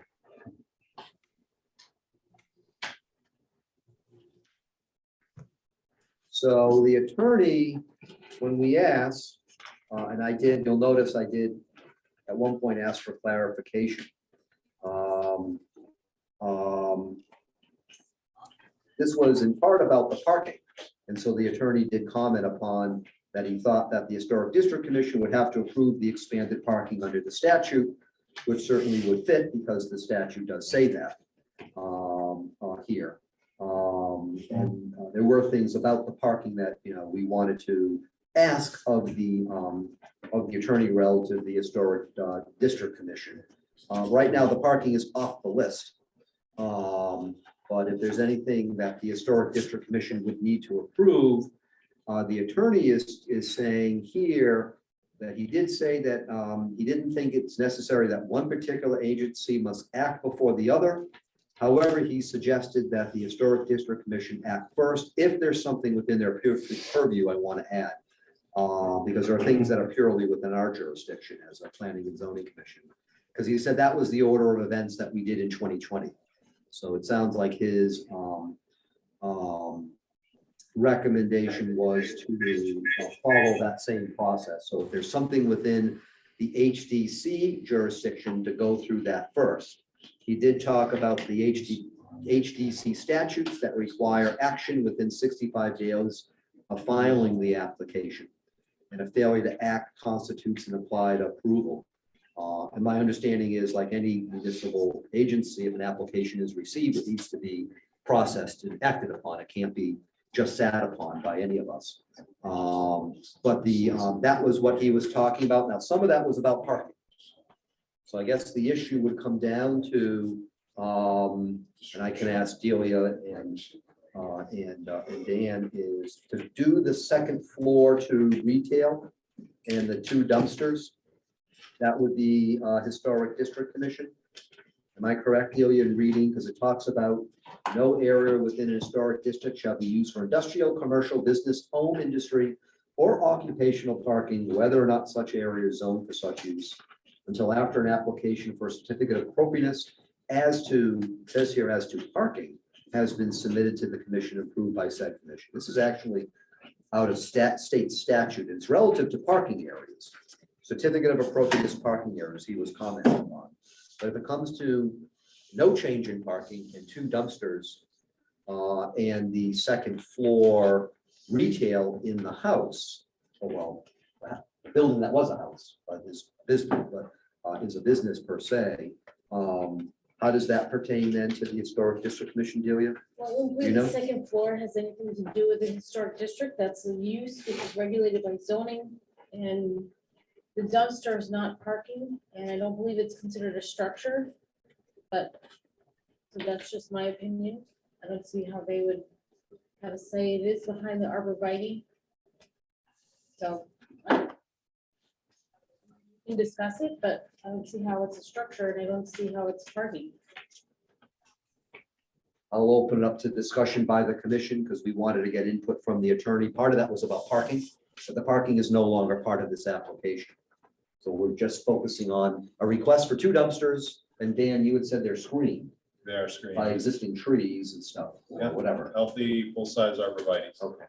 And then the second floor retail is being requested inside, but there's no outside change. Is that correct? That's my understanding from the Beausoleils. That is That correct. is the existing second floor, you're not looking to change anything outside. It's what you're doing inside. Right. Okay. Just so it's on the record of what we're dealing with. Did you have something, Sid? Just a question. So if the parking was based on the use of just the first floor as a business, now we're doubling it by having retail on the second floor, why wouldn't the parking be under consideration? Well, we can discuss parking as planning and zoning. The issue would be if we feel it needs to be expanded or the current parking is adequate. If we feel the current parking is adequate, then there's no change in what's already approved.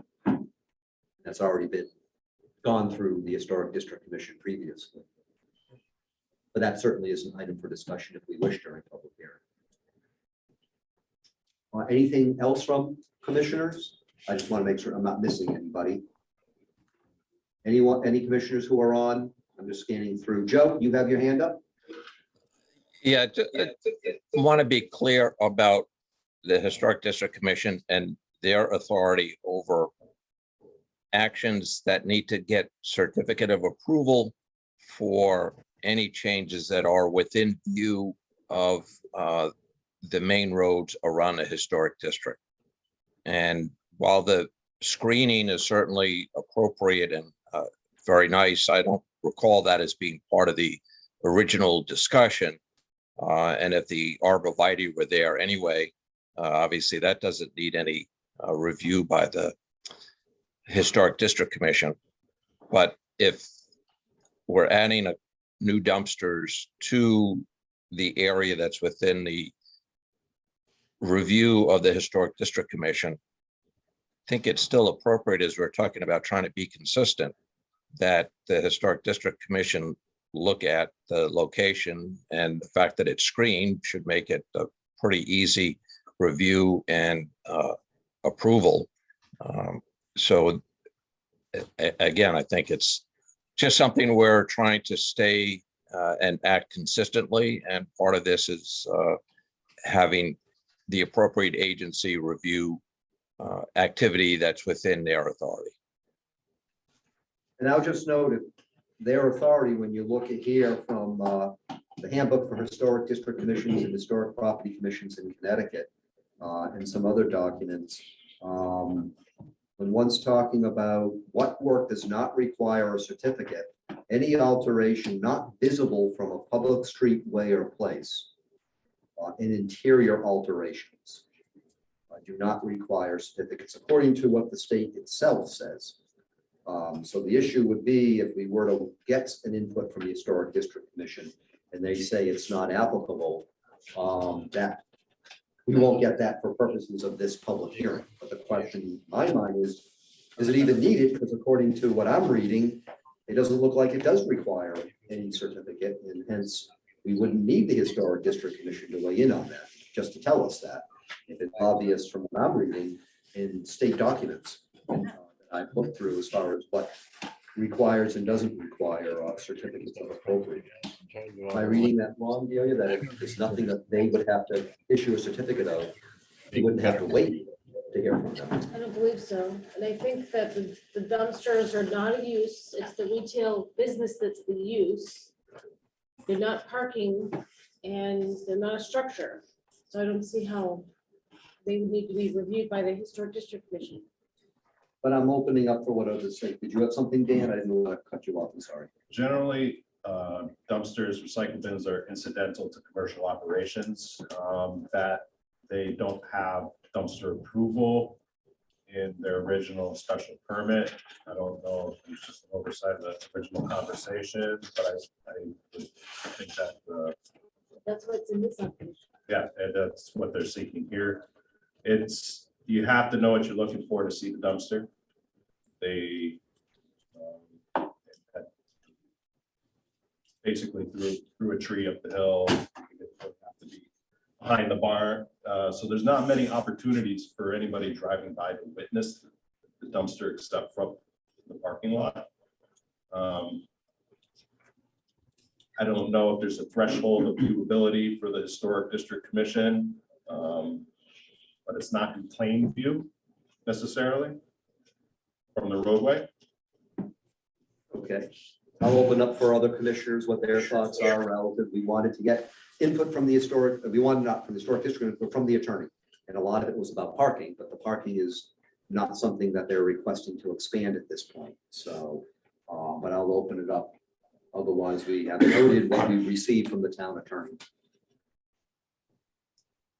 Okay, the other item we wanted was, I'm just reading through the meeting minutes, so I'm not missing any, is we wanted here a professional licensed engineer, Connecticut licensed surveyor.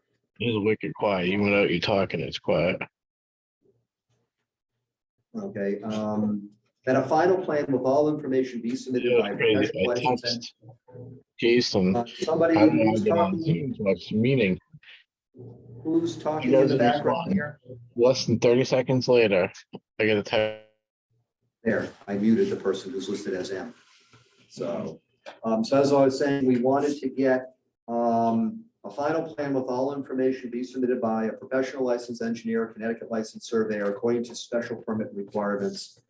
I believe this was what, this was relative to the barn and also the second floor.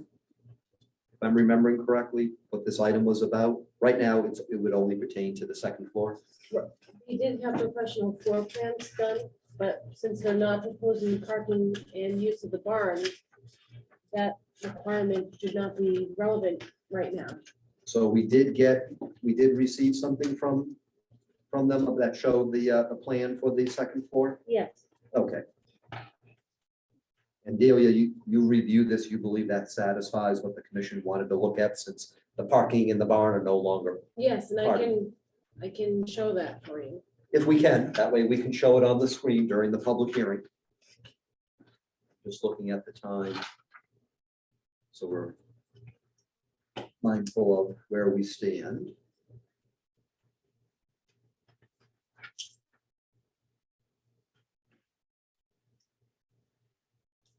And that's the document we received. Oh.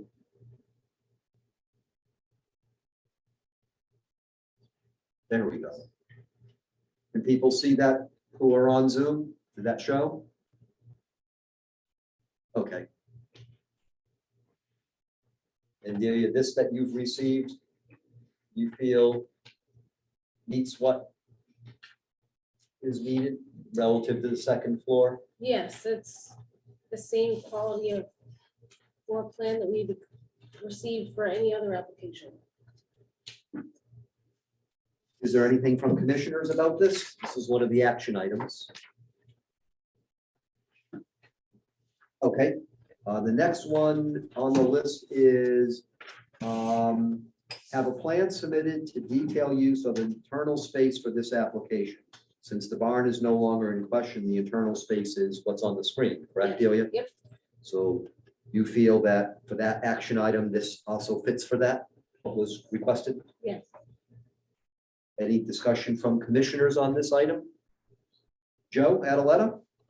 Yes, just quickly for the record, I'm glad we have this drawing. And I think in previous conversations, the fire marshal and building inspector have reviewed this space and considered it acceptable. So I just wanted to add that for the record. And that gets into the next item, which was obtaining approval of the final plan submitted from regulatory agencies.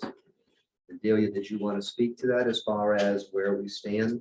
I believe I have a recent document from the fire marshal. Let me just find it. We did get something, I thought previously, didn't we? But there's a new document? Maybe not. I thought there was something new.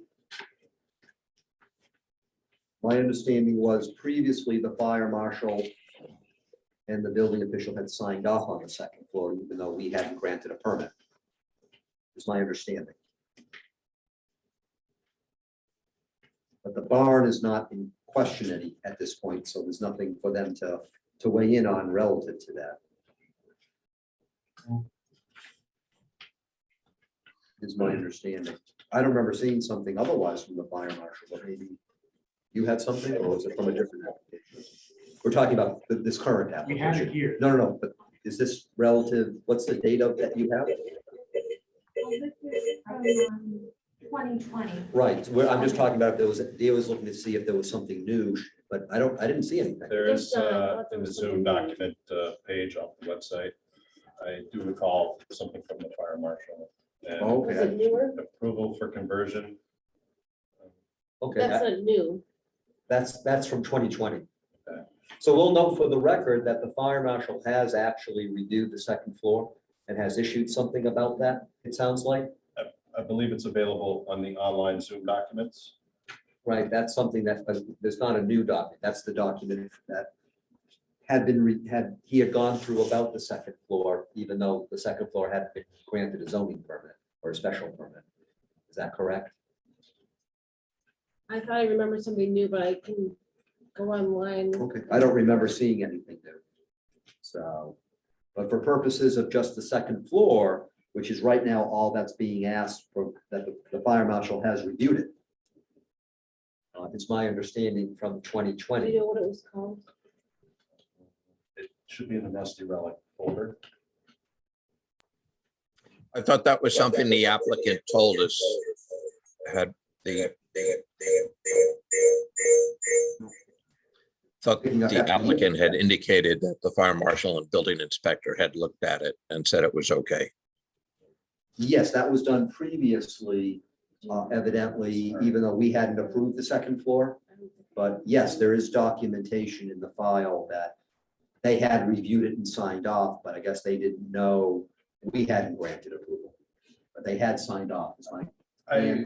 Jason and I discussed this when we were touring the second floor of the modifications that he had to make for the building and fire marshal. And it is also my recollection that Delia did forward me the fire marshal's opinion. And I should have that on the Zoom documents, but I don't see that listed on the folder there. And but there are modifications to the second floor that for fire and building compliance. So as a zoning enforcement officer, you're saying that the fire marshal has granted approval is okay with the second floor, as far as from whatever fire safety they do. I do have a new email from July 7th. All right, so we're gonna need to note for the record that there is, one Pull it up second. for you. So we're gonna need to note for the record that I haven't seen this document. So it's from July 7th. I don't recollect if we've seen that before or not, but we'll have to enter it into the record to note it. So this is from the fire marshal. And it's July 7th. Okay. Are you able to, I'm looking oh, for you're it. looking to show it? Well, while you're looking it up, did the fire marshal say that he had any problems?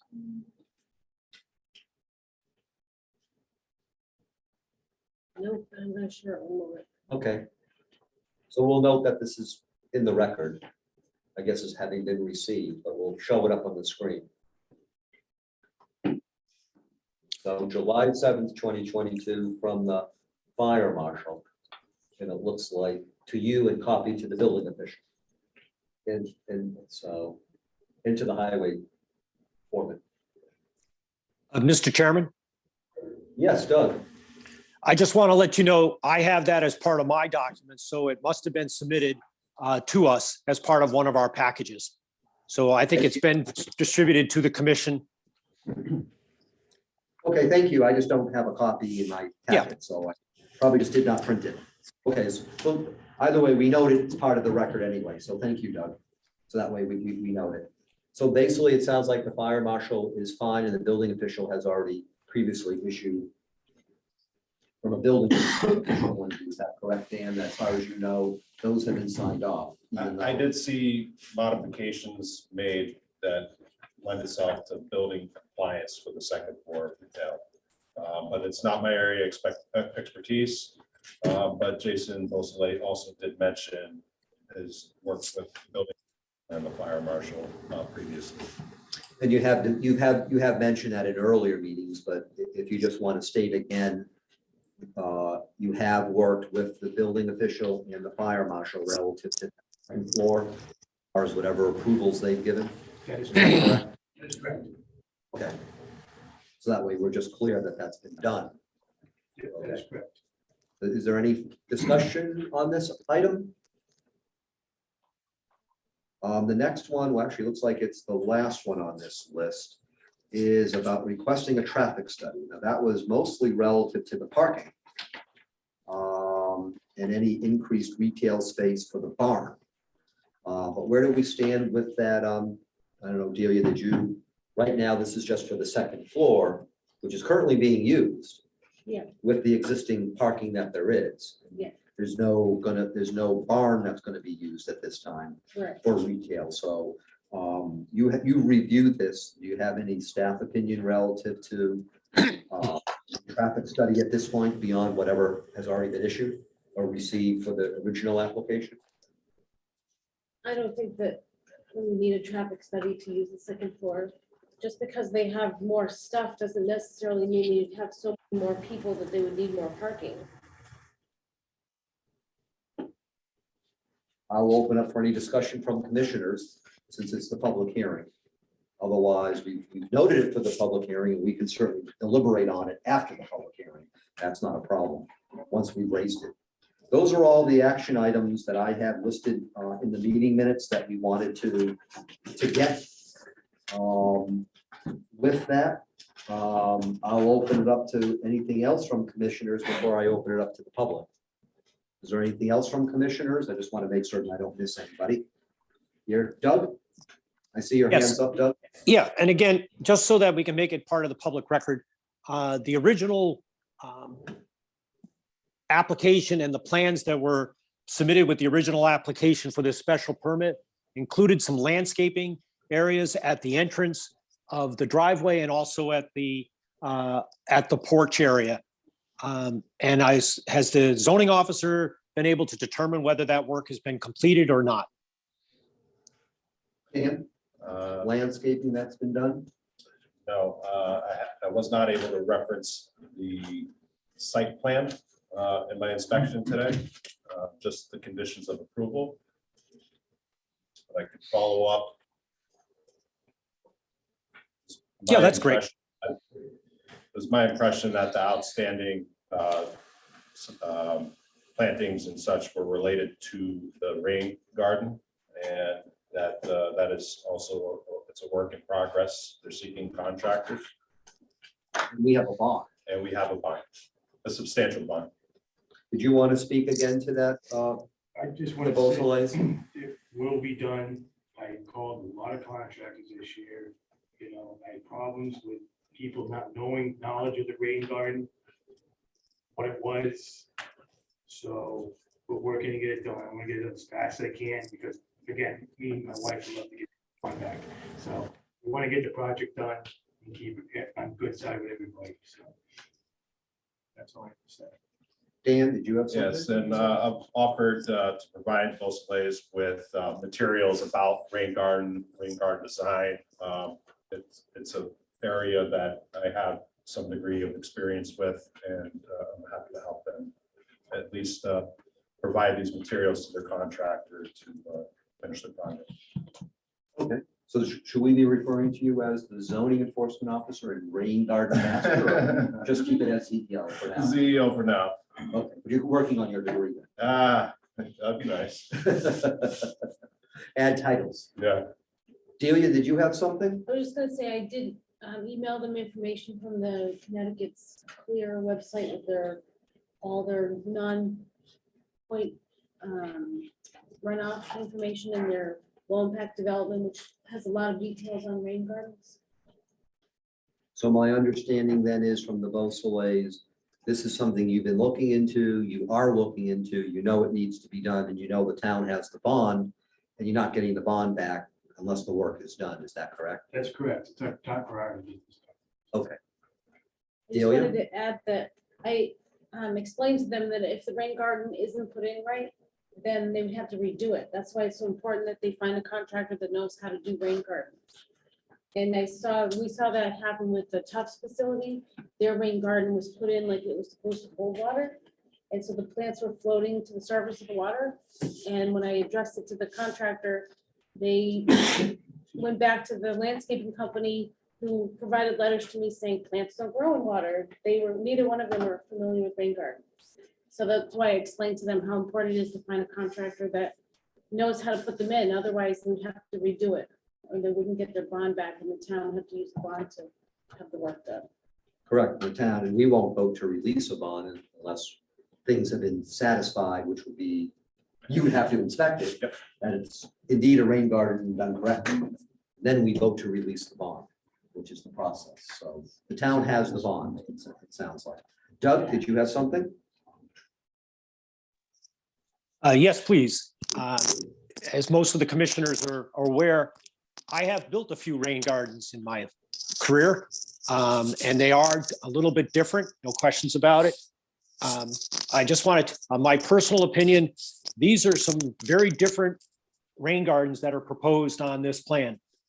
And I might suggest, it's part of our approval right now, but I might suggest to the applicant, if they find that one of their contractors or engineers comes up with a different way of dealing with the water on the site in a low impact development method that doesn't use these rain gardens exactly as they're shown, then fine, submit something to the staff saying, we're going to reach that. We're going to be able to accommodate the drainage with using a different type of structure. I'm very concerned when they build these rain gardens that they're going to kill the trees that are in that area. So just want people to understand, just because it was put on an original plan, there may have to be changes, because in the real world, maybe that can't be done quite the way it was expected. And then they just have to work with our staff to make sure that that gets reviewed and someone knows about why it's being done something differently. And then staff can recommend whether it needs to come back to the commission for approval or not.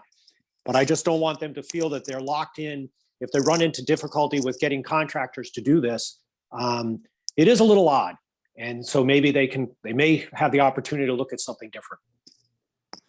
Thank you. And that certainly can be discussed then with the CEO if there's whatever is happening. But it sounds like you've had discussions with them. Yeah, we have to accomplish the drainage goals. Okay. Anything else from commissioners? I'm going to open it up to the public. Is there anyone from the public who wishes to speak? If you wish to speak, I ask that you speak that's germane to this application. I will give you 5 minutes to speak for the first time. If you wish to be recognized for a second time, you actually have to tell me that you're, or justify you're gonna say something new. If you're gonna say what you've already said, that will be out of order. And when you speak for a second time, unless we've asked you a specific question, it will only be for 2 minutes. If you can identify who you are for the record, and happy to hear from you. Gail, nice to see you, although virtually.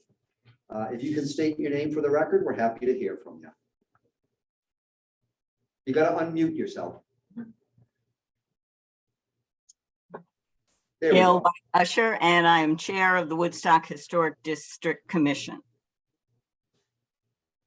And I wanted to, first of all, thank the commission members for their consideration of the intersection of the Historic District with the Planning and Zoning Commission on items, applications such as this. And what I really wanted to do is to make clear regarding properties like 599 Route 169 and others that are within the historic district, that that while applications may be approved by planning and zoning or other entities that are part of the town of Woodstock, that they would ultimately, there are many instances where ultimately final approval for items in an application may be required by the historic district from the Historic District Commission. And so in the case of the dumpsters, which is a good example here, they may require a certificate of approval from the Historic District Commission. And I want to note that we're happy to work with the Beausoleils and meet with them to determine if an application is in fact necessary. And I urge them to contact us to arrange an appointment so that one of our representatives can come up and take a look at the proposed location to determine if in fact an application is necessary. And the easiest way to get in touch with us is through email address, which is the Woodstock Historic District CT@gmail.com. Thank you. Thank you. Is there anything else from members of the public? I'm just trying to scroll through here. Okay. If there isn't anything further, at this point, what does the commission wish to do relative to the public hearing? Did someone want to speak? Jeff, we do. And who are you? Melissa O'Day and Corey Ford. Okay. And you want to speak on this, please go ahead. And again, we'll give you 5 minutes. Honestly, God, it's not on this subject, so if we can't bring it, we'll pass. Did you want to say anything? Yes, on a different subject, but not on the subject that was just brought up. Okay, you got to speak clear because we're not getting your audio very well. So you got to better. Yes. Yep. Please go ahead. Okay.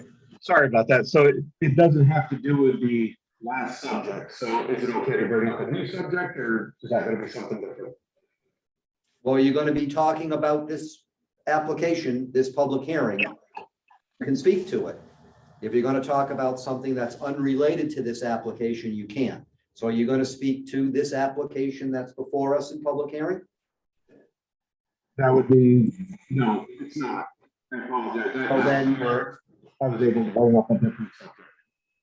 all right, so if you're not going to speak to what we're discussing about this application in general, then anything else is out of order. We're only talking about the public hearing on the Rusty Relic application. Understood. No problem. Okay, yep. Is there anything from anybody else? I'm just scrolling through here. What is the wish of the commission? This is relative to what we want to do for the public hearing. Move to close the public hearing. Second. Who was Tim Young? Okay. So we have Jeff Marcotte and Tim Young. Motion to close the public hearing. Is there any discussion on the motion on the table? Hearing none, I will go through the roll. Joe Adaletta. Aye. Yeah. Mark Blackburn, Aye. Sid Blodgett, Aye. Jeff Gordon, aye.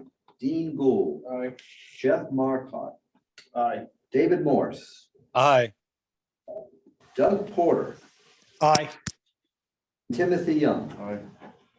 That so passes, the public hearing is hereby closed.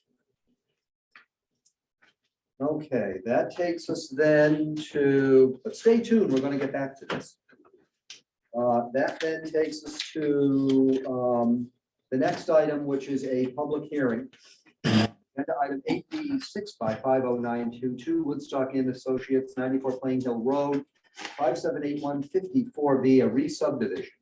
However, we're not going to open the public hearing because we have received a request dated October 7th, stating due to the recent denial of the Woodstock Inn's request to the Water Pollution Control Authority to allow connection of the proposed residences to the municipal sanitary sewer, the Woodstock Inn Associates LP respectfully requests to withdraw their subdivision application. So this item is withdrawn.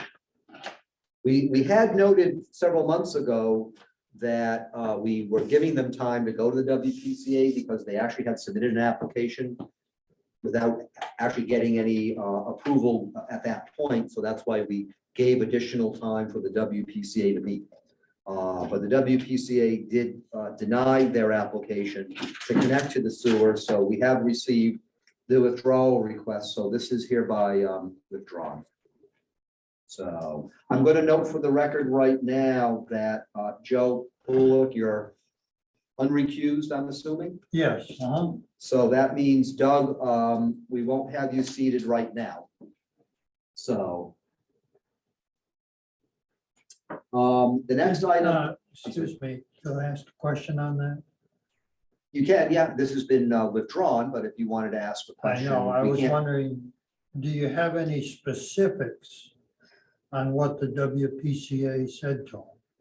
Why it couldn't be hooked up?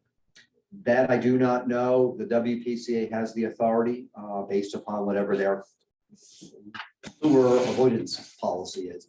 I don't otherwise know the details other than they denied it based upon whatever their, I'm assuming they have rules or regulations. I mean, we, you know, I'm happy to address. if you wish to. I mean, I know we're not talking about this application anymore. Sure.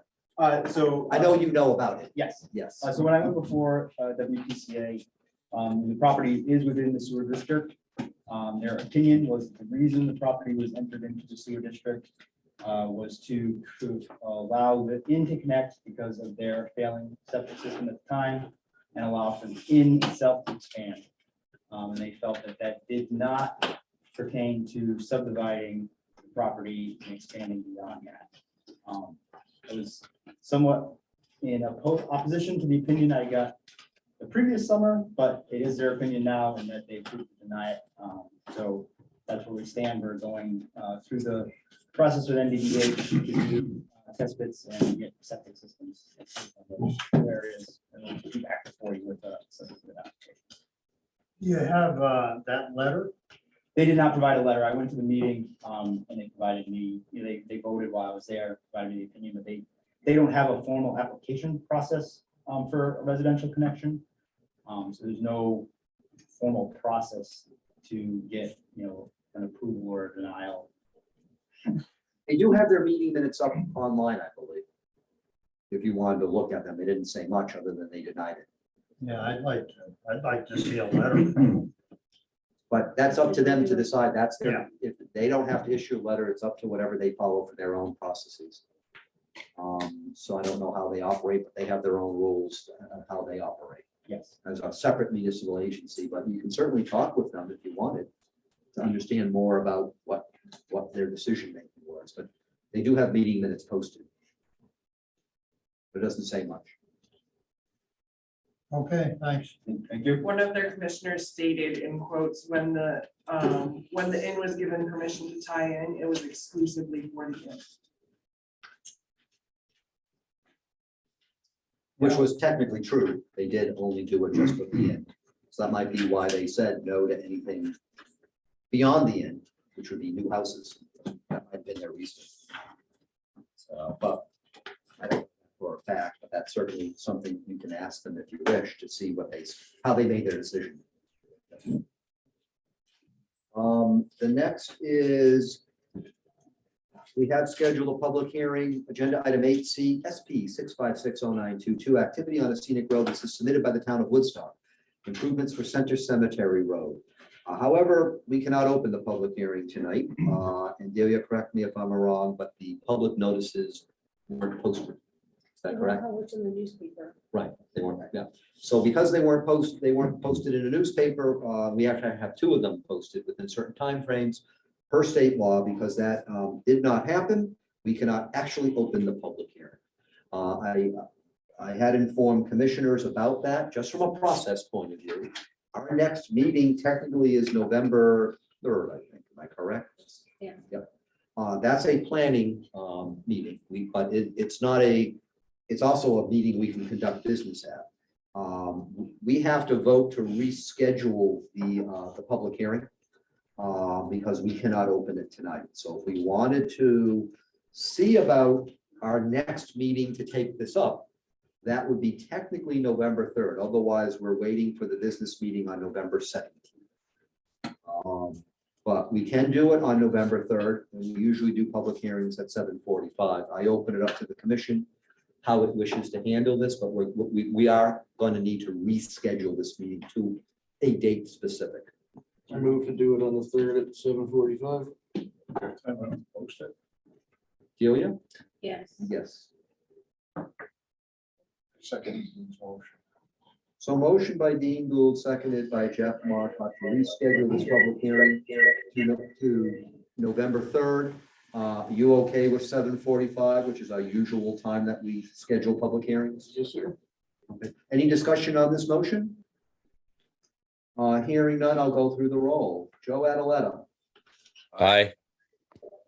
Mark Blackburn, aye. Sid Blodgett, Jeff Gordon, I think I will vote aye. Dean Gould, Aye. Jeff Marcotte, Aye. David Morse, Aye. Joe Palula, Aye. and Timothy Young. Aye. That so passes. So Delia, you'll take care of whatever needs to be taken care of, right? Yes. Okay. Thank you. And that provided the public hearing signs to our public works director. Okay. Okay, and he knows what time frame they have to be up by. Yes, yep, Because that will be a question that will be asked during the public hearing. Monday. So, and that people have to be notified who live on that road, right? Yep. Anyone who abuts the road Yes, has to be notified, or however, whatever that ordinance says. it's the property owner. So if Right. someone's renting a property, the notice is mailed to the property owner. Correct. So, but and we don't have to separately notify the Board of Selectmen and the Town Highway Department foreman, which the ordinance requires, because they already know they're the ones that submitted the application. Well, I So, noticed we're that, so covered. they know the day of the hearing. yeah, but that we have that covered by the ordinance, so, which is good. All right, so that is taken care of. All right, so that actually now takes us to magically old business, which is now agenda item 9A. Why does it say H? It's a typo by me. This is SP 6410625M 599 Route 169 Rusty Relic. This is outside of public hearing, so this is only for commissioners. We can receive no further input from the applicants, and we can receive no further input from the public. So this is for our discussion and what we wish to do. Usually when we reach this point, we start out our discussions with a motion, one way or the other, in order to kickstart, but however the commission wishes to go in discussing whatever we discussed through the public hearing. Moves to accept the application as is presented now. Second. Let me write this down here. So, so you said approve as presented now. Correct. Okay. And who seconded that? Mark. Okay. So motion by Jeff Marcotte, seconded by Mark Blackmere to approve the special permit modification application as presented now, meaning its current form. That's the motion on the table, so we're open for discussion. I'll open it for discussion as far as how the commission wishes to proceed. Or not. Yes, Mark. So I would agree, I'm for this application. Now, as we heard from the Historic Commission, they may have to review this. Am I correct? We could still approve this. And then the Historic Commission can either yay or nay on the dumpster aspect of it. Is that how it? So the way it would work is if, let's say we approve it,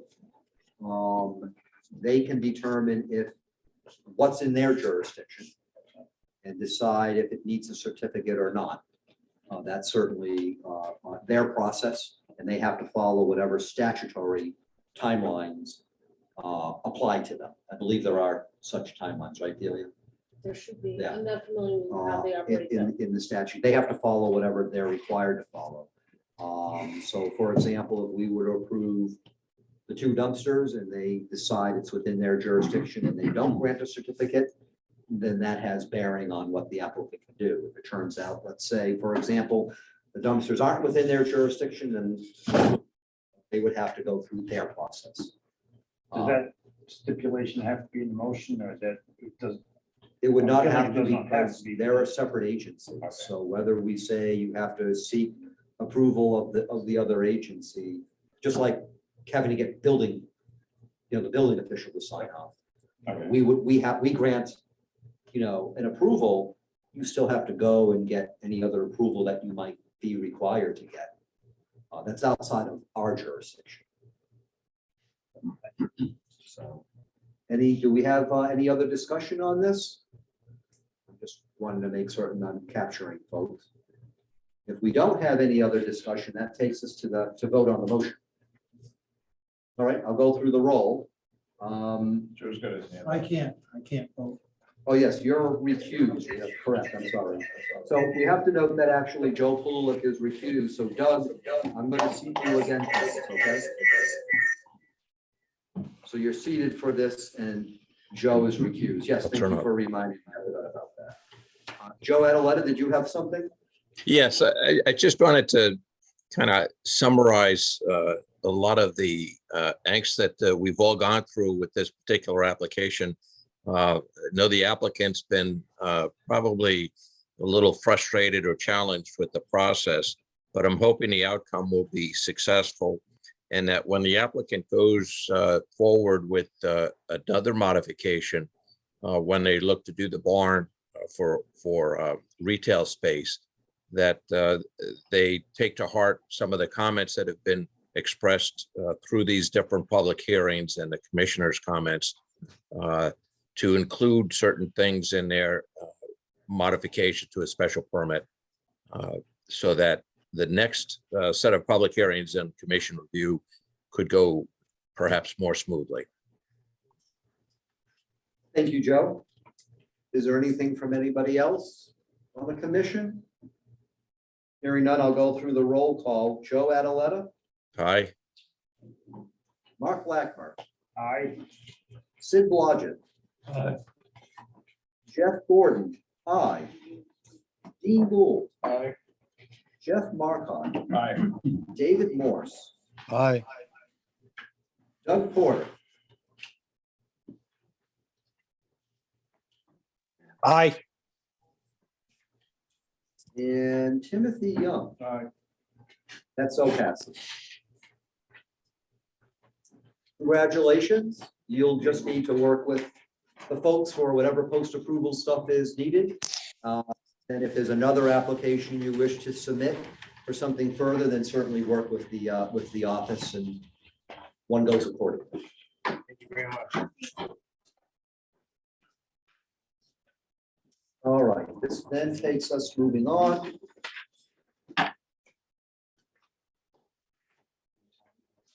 We have CEO reports, anything from the office point of view? I know we have Tracy, I forget her last name. Gia Russo, who is our land use department clerk. Yeah. Yep. So, and so it sounds like then you guys are working well. Yeah, everything that I have to learn protocol wise, procedurally, how we process permits in town, it's different from town to town, slightly.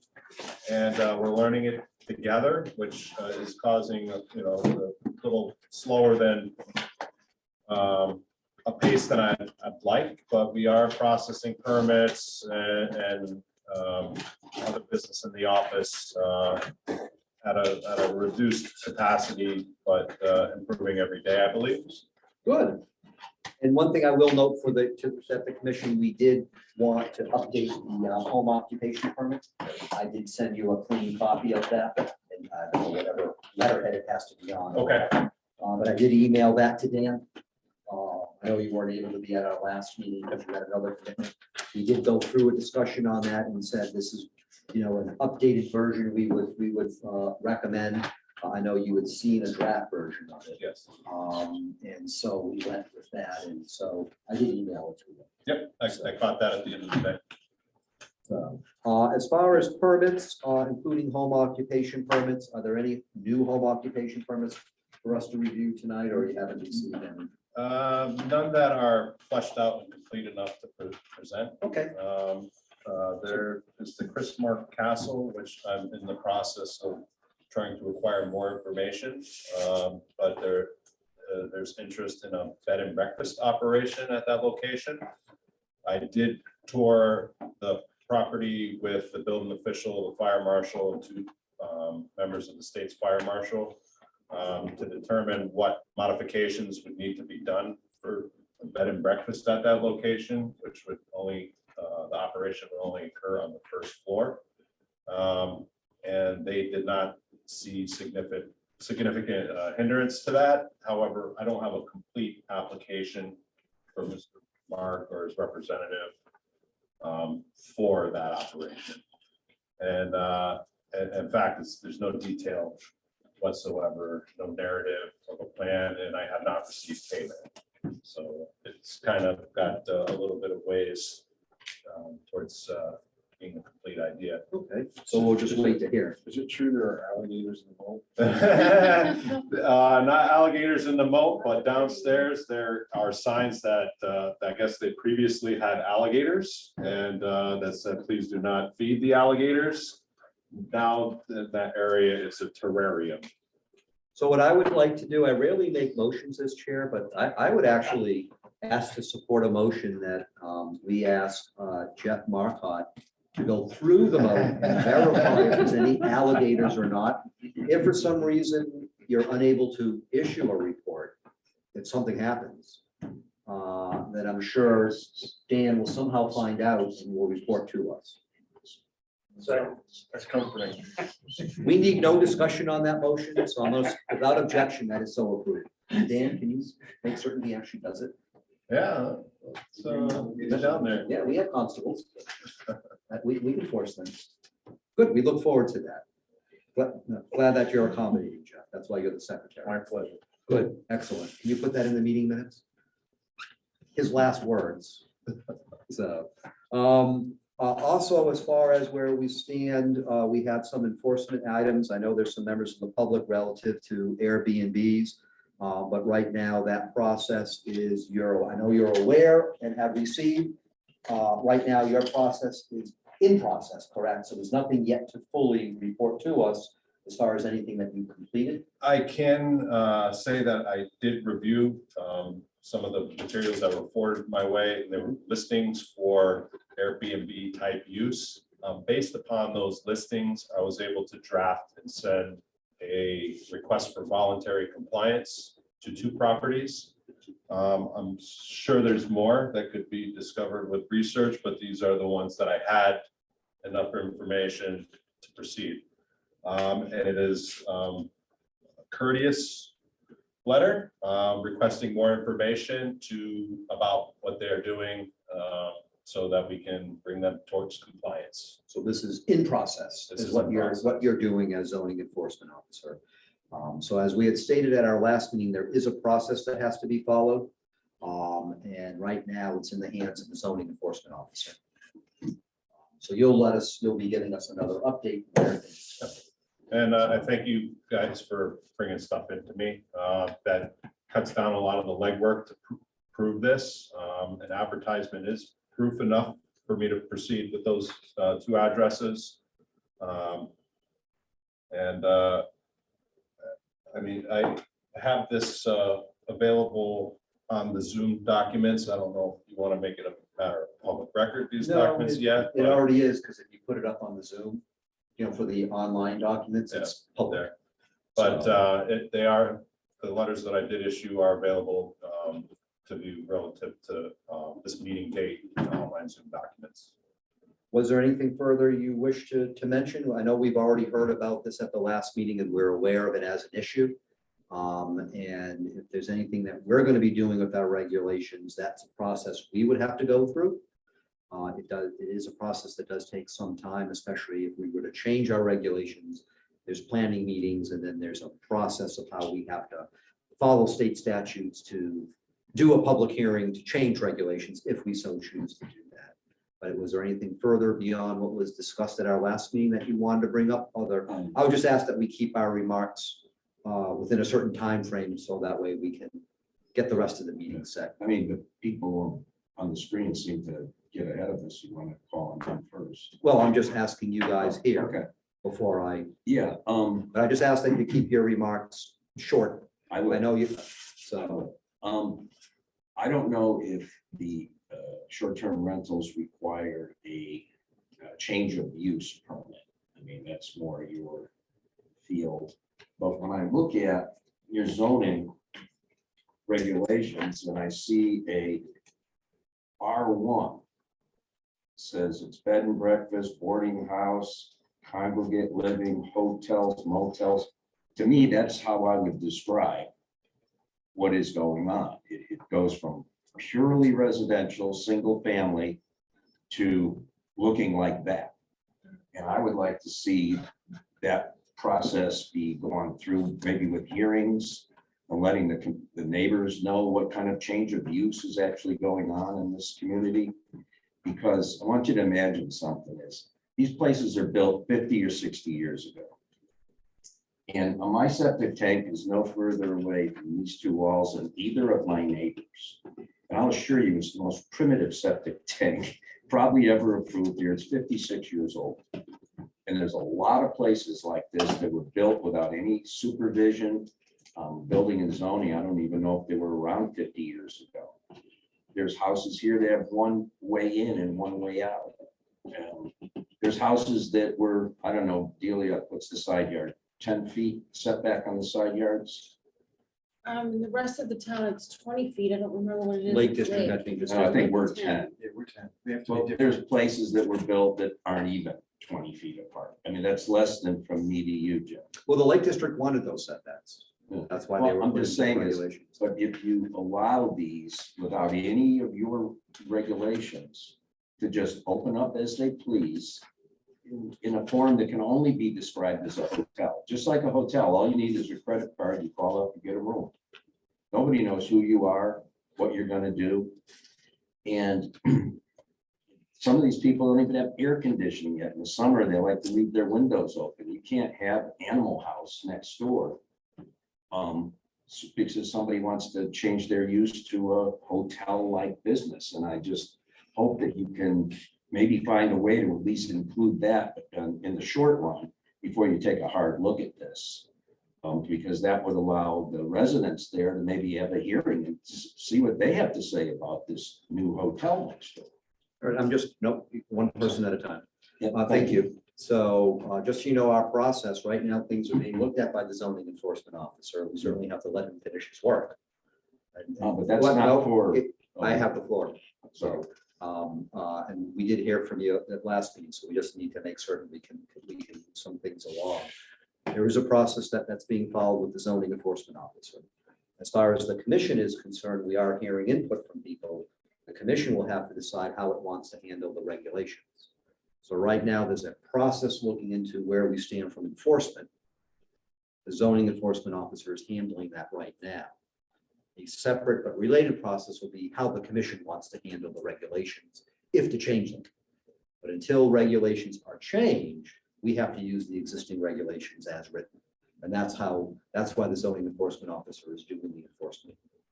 does that include a change of use? Well, what are you referring to by change of use? He'll have to look into exactly how things are playing out. I'm just gonna need to move the meeting along just for sake of time, because we have other people who do need to listen. Did you have something additional you want to add? Otherwise, right now, we have to let the process with the zoning enforcement officer complete. That makes sense. Yes. Okay. Did you wish to speak? Yes, Mr. Chairman, thank you. If you can state your name, I just asked. Yes, that my you name is please give Jose them- Macho. I live on Lake Bungee, recently moved to Woodstock.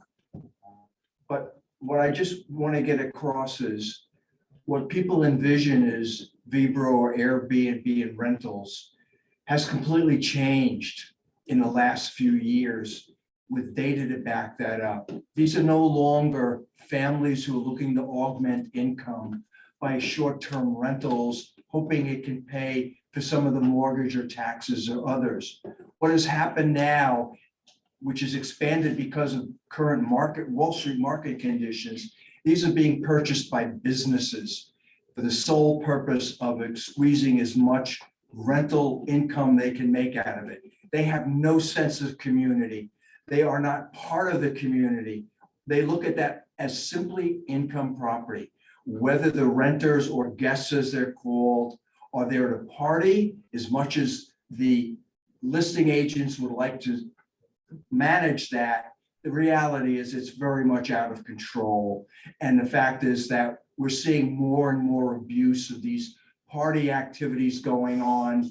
Unlike a B&B, where in most cases the owners are resident, where they have much more control over those people coming out. They're totally absent, only interested in collecting their income.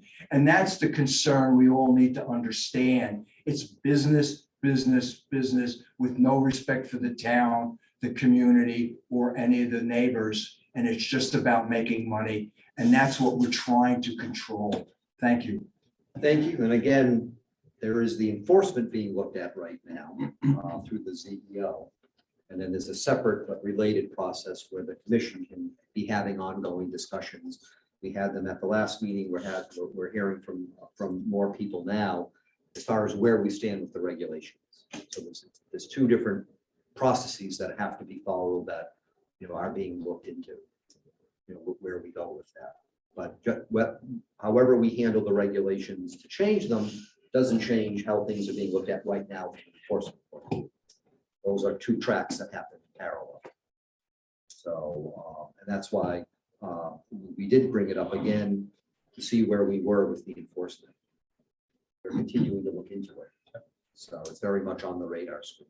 Thank you. Did you have anything you wanted to say? Otherwise, I'm going to go to. No, folks on- there's another way to Can you approach. please state your Oh, name my for name the is Mike record? Allen. Yep. There's another way to approach complaints other than through this avenue. You can report any incident through VRBO or Airbnb as a neighbor complaint or a neighborhood complaint, safety issues, noise, anything like that. We did get them shut down. I live next to this Airbnb. We did get them shut down off the website for a week as they went through the process of determining if the complaint was legitimate or not. So there's other avenues to address this too in the meantime. Yep, thank you.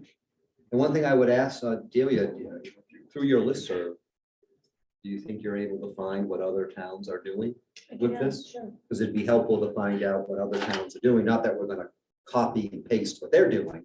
We want to make certain it's something that works for Woodstock, but certainly we haven't looked at other towns' regs on this, and it'd be helpful to see what other towns, what their approaches are with regulations to help to see if that facilitates our ongoing discussions and planning. So if you don't mind checking on that. Sure. Thank you. And we can find out about that and get information out to commissioners as far as where we stand. Is there anybody who is on Zoom who wishes to speak on that matter about the Airbnbs? Some folks, if I can't see your hand up, then I don't want to miss you. Just looking here. Okay. So again, this is on our radar screen active. So we are moving forward as with the processes we have to follow. So I assume that I expect this will be coming up at our next business meeting. Yeah, a request for voluntary compliance is the first stage in the zoning enforcement process. We first need to try to work with whoever has this issue and ascertain what exactly they are doing. If there's an avenue towards compliance, we help them through the process to become a legitimate bed and breakfast. But in this particular case, if there is, if they're not owner occupied right now, that is kind of liberty for me to proceed with this request. And from there, we see how the ping pong game goes. Ultimately, we don't want to wind up in court over anything. So once we have this information, we see what the next step is. Hopefully, they see that they don't have a means for compliance. Some people have already expressed to me that they want this for a particular reason, they can't do it, and they're ready to sell. That is one way of addressing the compliance issue, is to make them see that they can't be compliant with their present vision. But ultimately, the town will need to visit its regulations about this. This is becoming a fast-moving, burgeoning issue, as you mentioned. And also, so you understand, when you're talking about the ping pong back and forth, we don't let that go unanswered. No. At some point, you do draw the line in the sand. You want to give people some time to reply, but also if there's no reply or things are being dragged out, which can be obvious at times, line gets drawn in the sand. So it's not as if we're going to say, well, we're going to give you a year, or, you know how this works, Dan, anyway. So, in this process, we get updates, and we can step in, and you certainly will let us know that, hey, this initial step hasn't worked. Do we need to bump it up a notch? And there is a process we follow with that as well.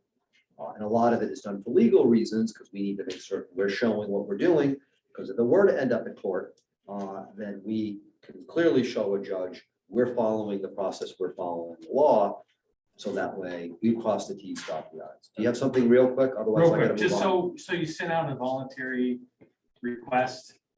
So what's the next step? I mean, what ultimately happens? A notice of violation would come next, but that request for voluntary compliance is the first process in a series of due process mechanisms to.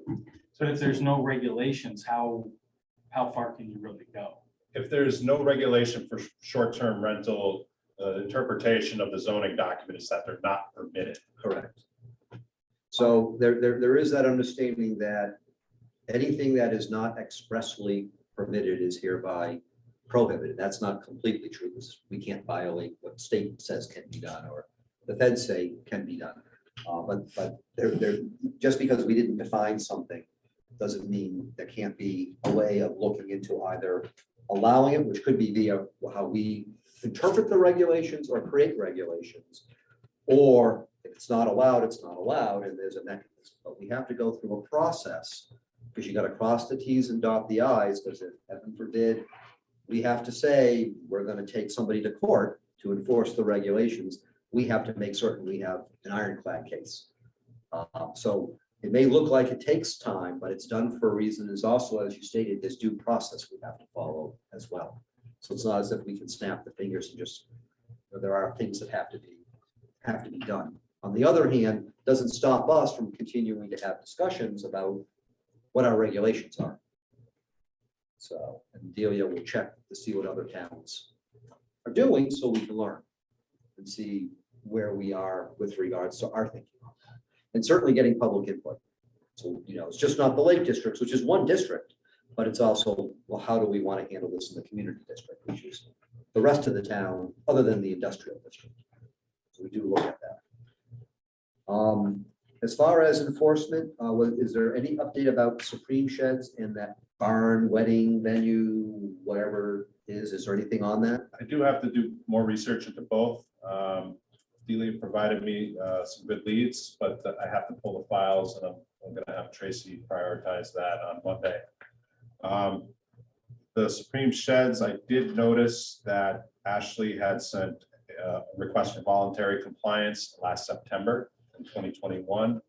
And that's kind of the last document I've seen related to that, but I haven't been able to dive deep into the folder. So we don't know if there was anything received? back? I don't know if there was anything received back, but I can examine her email correspondence from that time. We have our emails cloned. And see if there was a trail there. All right. And so do you think we'll be able to get a report for our November 3rd meeting or the November 17th? November 3rd. Okay, so we'll have this on the agenda, so we can follow through with it. I know you're picking this up. It's a matter of backlog in the office, and some of the stuff that comes in, I can handle immediately and process quickly. The stuff that requires a little bit more research kind of takes a little the time it needs. But this is some of the older questions that I have on my list to do, and I want to get that resolved, or at least moving along as much as the rest of you. Well, we appreciate that. We know that you're in the office Tuesdays and Thursdays, Yeah. so there's a lot of stuff you're doing in those two. Yeah, days. and I've also exceeded my hours too with the volume of just the necessary day-to-day work. And so I kind of have to get accomplished what I need to get accomplished in the day. I haven't really been able to get ahead. I'm working on the pressing issues of the day. And that includes the preparation for the meetings, the packets, and all that material for 3 different commissions. And I understand, I think as our commission, if it turns out that, given the hours that were given, for you as CEO, if we have to revisit it with the Board of Finance and the Board of Selectmen, as a commission, we would have to discuss what our thoughts are about it. Ultimately, I'd like to give you data to represent the volume, and that could help, identify any shortfall in the amount of hours in the position. And we did that previously when there were changes in the department, and we had worked about seeing where we stood with that and trying to have discussions, with folks in town government about the work that needs to be done. It's just not the plan and zoning. So we can generate a lot of work. So, I'm not to hammer it, but personally, I am limited. I do work full-time 20 hours a week in Thompson on the remainder of the days of the week. So my capacity to take on more hours in the position is questionable. But hopefully we see how winter winds down, and then I'll be able to put that data together to see if there is a need or if it's just the backlog that is the issue right now. well, I'm a doctor, and so I've known over 30 years that, many times days need to be more than 24 hours and weeks need to be more than 7 days. Absolutely. So I know that very well. So, but thank you for what you're doing. Thank you. There's no other enforcement stuff to report to us, is there? Yeah. We do have the budget that we get sent to us. There is a bill, actually, we have to vote upon. We don't always get bills that come to us, but there is a bill that we do need to vote upon. This is bill number 0309.276.582, $690. This is, I believe, from Design Professionals. This probably is about, I don't know what this was about here. Oh, the subdivision. Yeah, that's the subdivision on Lion Hill Road. So anything above a certain dollar amount, we need to vote. Have a good evening. Thank you for your time, Jeff. So our next meeting is November 3rd. So we will have this on our agenda again. All right, thank you. But because this is above, I think, the $250 amount, the commission has to vote to authorize payment before I can sign off on it. So moved. Is there a second? Who seconded it? So motion by Sid Blodgett, seconded by Timothy Young to authorize payment of the $690 for this invoice. Is there any discussion? Hearing none. Joe Adaletta, Aye. Mark Blackman. Aye. Sid Blodgett. Jeff Gordon, I'm going to vote aye. Dean Gould. Aye. Jeff Markot. Aye. David Morse. Aye. Joe Palula. Aye. Timothy Young. Aye. So that so passes. So I will sign it and send it in. Yes. Do you know that you have to send a bill to that applicant to reimburse the town? No.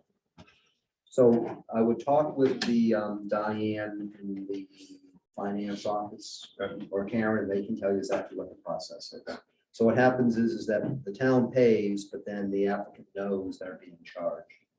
That was the design professionals bill. Yeah, so that bill that, and when we, any bills that come here, that don't come here, that I check and sign up, they handle that anyway. So I'm gonna let them know that this has been taken care of, because I gotta sign it and date it, which I'll do tomorrow, and then I send it in and they'll see it Monday. So like, they're gonna know that they have to process it, but yeah, it gets charged to that. So if you want a copy of the invoices I've done in the past, remind me next week and I can send you one. And then you can just make the invoice similar to one I give you. Okay. But it was always something that I had to do, Yep. and then they would send in the check and it would be brought over to the. Thank you both for the heads up. We have, I don't have any correspondence that I'm aware of that we've received. That takes us to Commissioner Young's Move to adjourn. Second. Aye. motion by Tim Young, seconded by Blacksmore, to adjourn. We can't discuss it. I'm gonna go through the roll. Joe Adaletta, Aye. Mark Blackmer, Aye. Sid Blodgett, Jeff Gordon. I'm gonna vote aye to make Timothy Young happy. Dean Gould. Aye. Jeff Markot. Aye. David Morris. Aye. Commissioner Pula. Aye. And Timothy Young. Aye. Hey, you voted aye on that. That so passes, whatever time you have it. 10:20. Thank you, everybody, for once again getting through another meeting. We'll see you on November 3rd. Have a good evening, everybody.